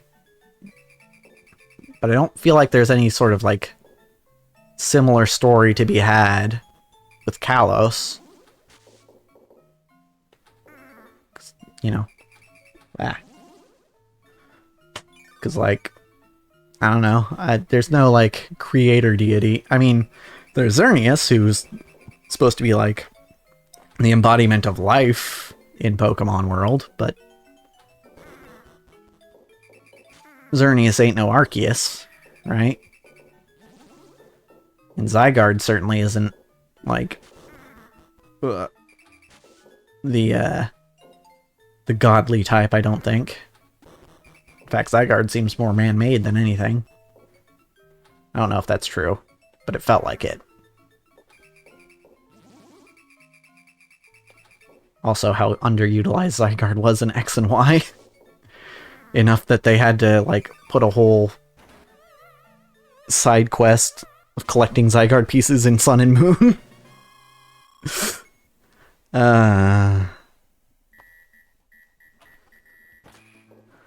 It's like, oops, we were supposed to do this last generation. It's fine, though. It's fine. Let's see. Oh, okay. Doop-a-doop-a-doop-a-boo. Hooray. Let me... a hep. And a hep. Good stuff. Yeah, I mean, at this point, I feel like I'm just trying to keep the ball in play, you know? I mean, I'll take the travel when I can get it, but... and the evos and the catches and... basically any other points that are going to be offered to me, but... I think the important part here is just... not losing the ball. Hey, travel! I saw the opportunity, and I took it. Woo! There we go! Alrighty. Let's go. Ah, the woods. I don't think we have anything left to do in here. But it's fine.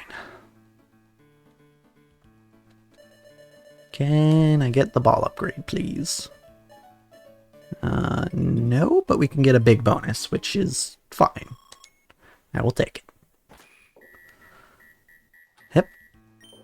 And a hep. We'll get our ball upgrade this way. Yep. Hey, Evo time. Let's go. Alright, what do we got?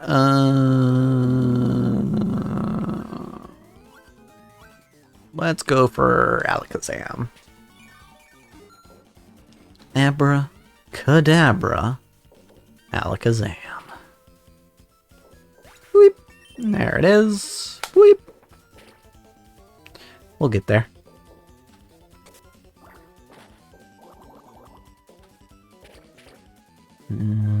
Hip. Thank you, Pika.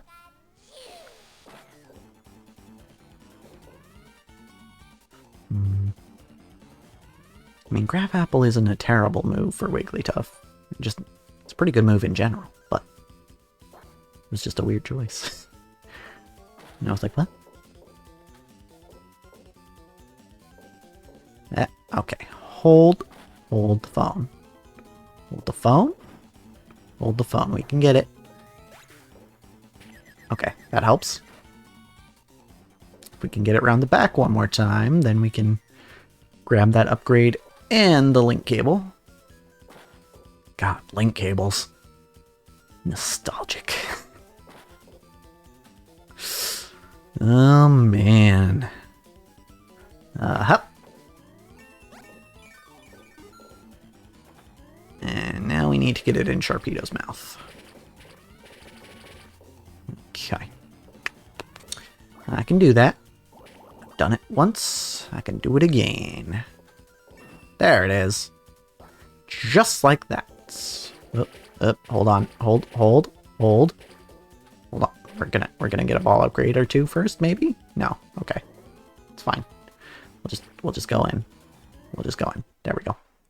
Cool. Cool. Good. Great. Fantastic. Alrighty. Alright. Whoa. Forgot that was gonna open up. No.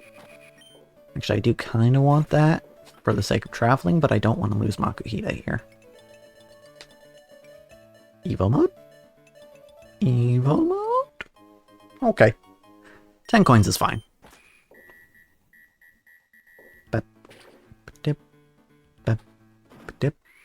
Oh, what are we catching? That is Duskull, who we've definitely caught before. But it's fine. As long as I can hit the bumpers anyway. Maybe that will help. It did, apparently. Okay. Get an egg back while we can, just cuz.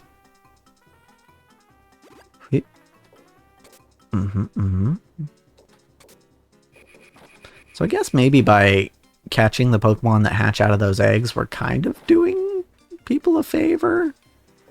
You know, because they were stolen away from their parents by either Aerodactyl or Totodile, right? So, you know, we hatch them, we catch them, and, you know, they don't have to deal with not having a parent. You know? So, yeah, we're actually doing them a favor catching them there. What? Gotcha. What was up next? Groudon again, I think? Or is it Rayquaque? I do not recall. Groudon, okay. No, I wanted to get upgrades first. It's fine. Okay, okay.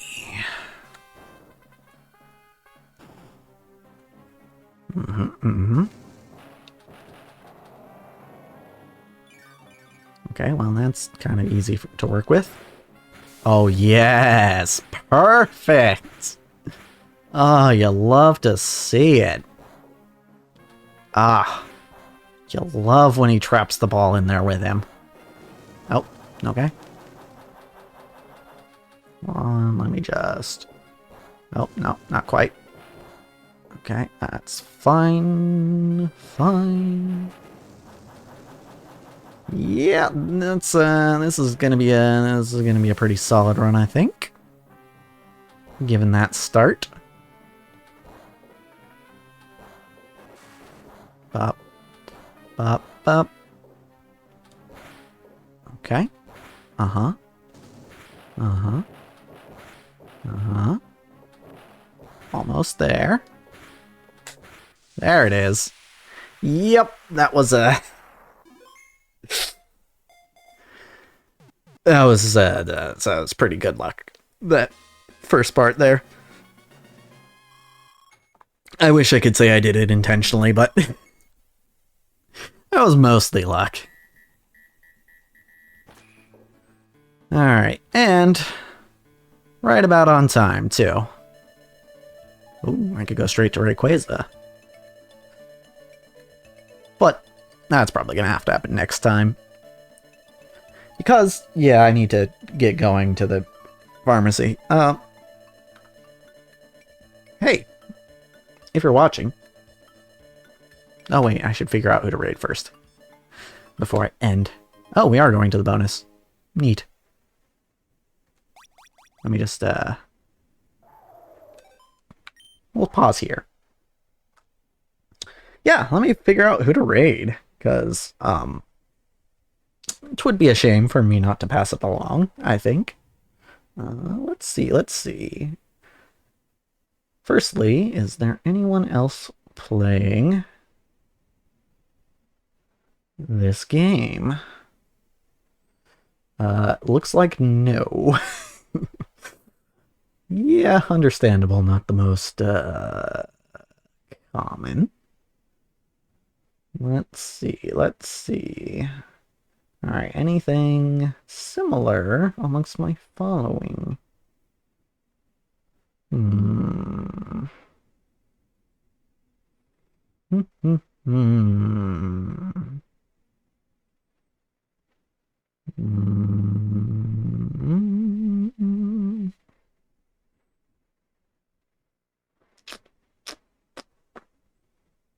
I am not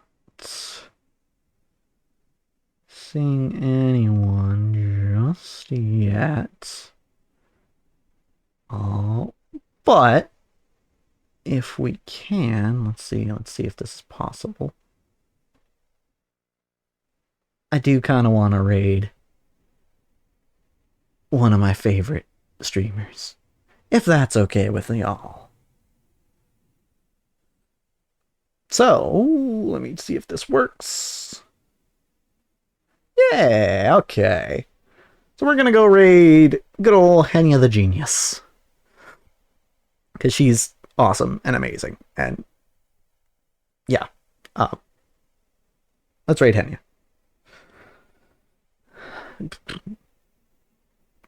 Alright, so raid is set.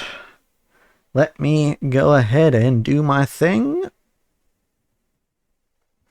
So, if you're watching, thank you for watching.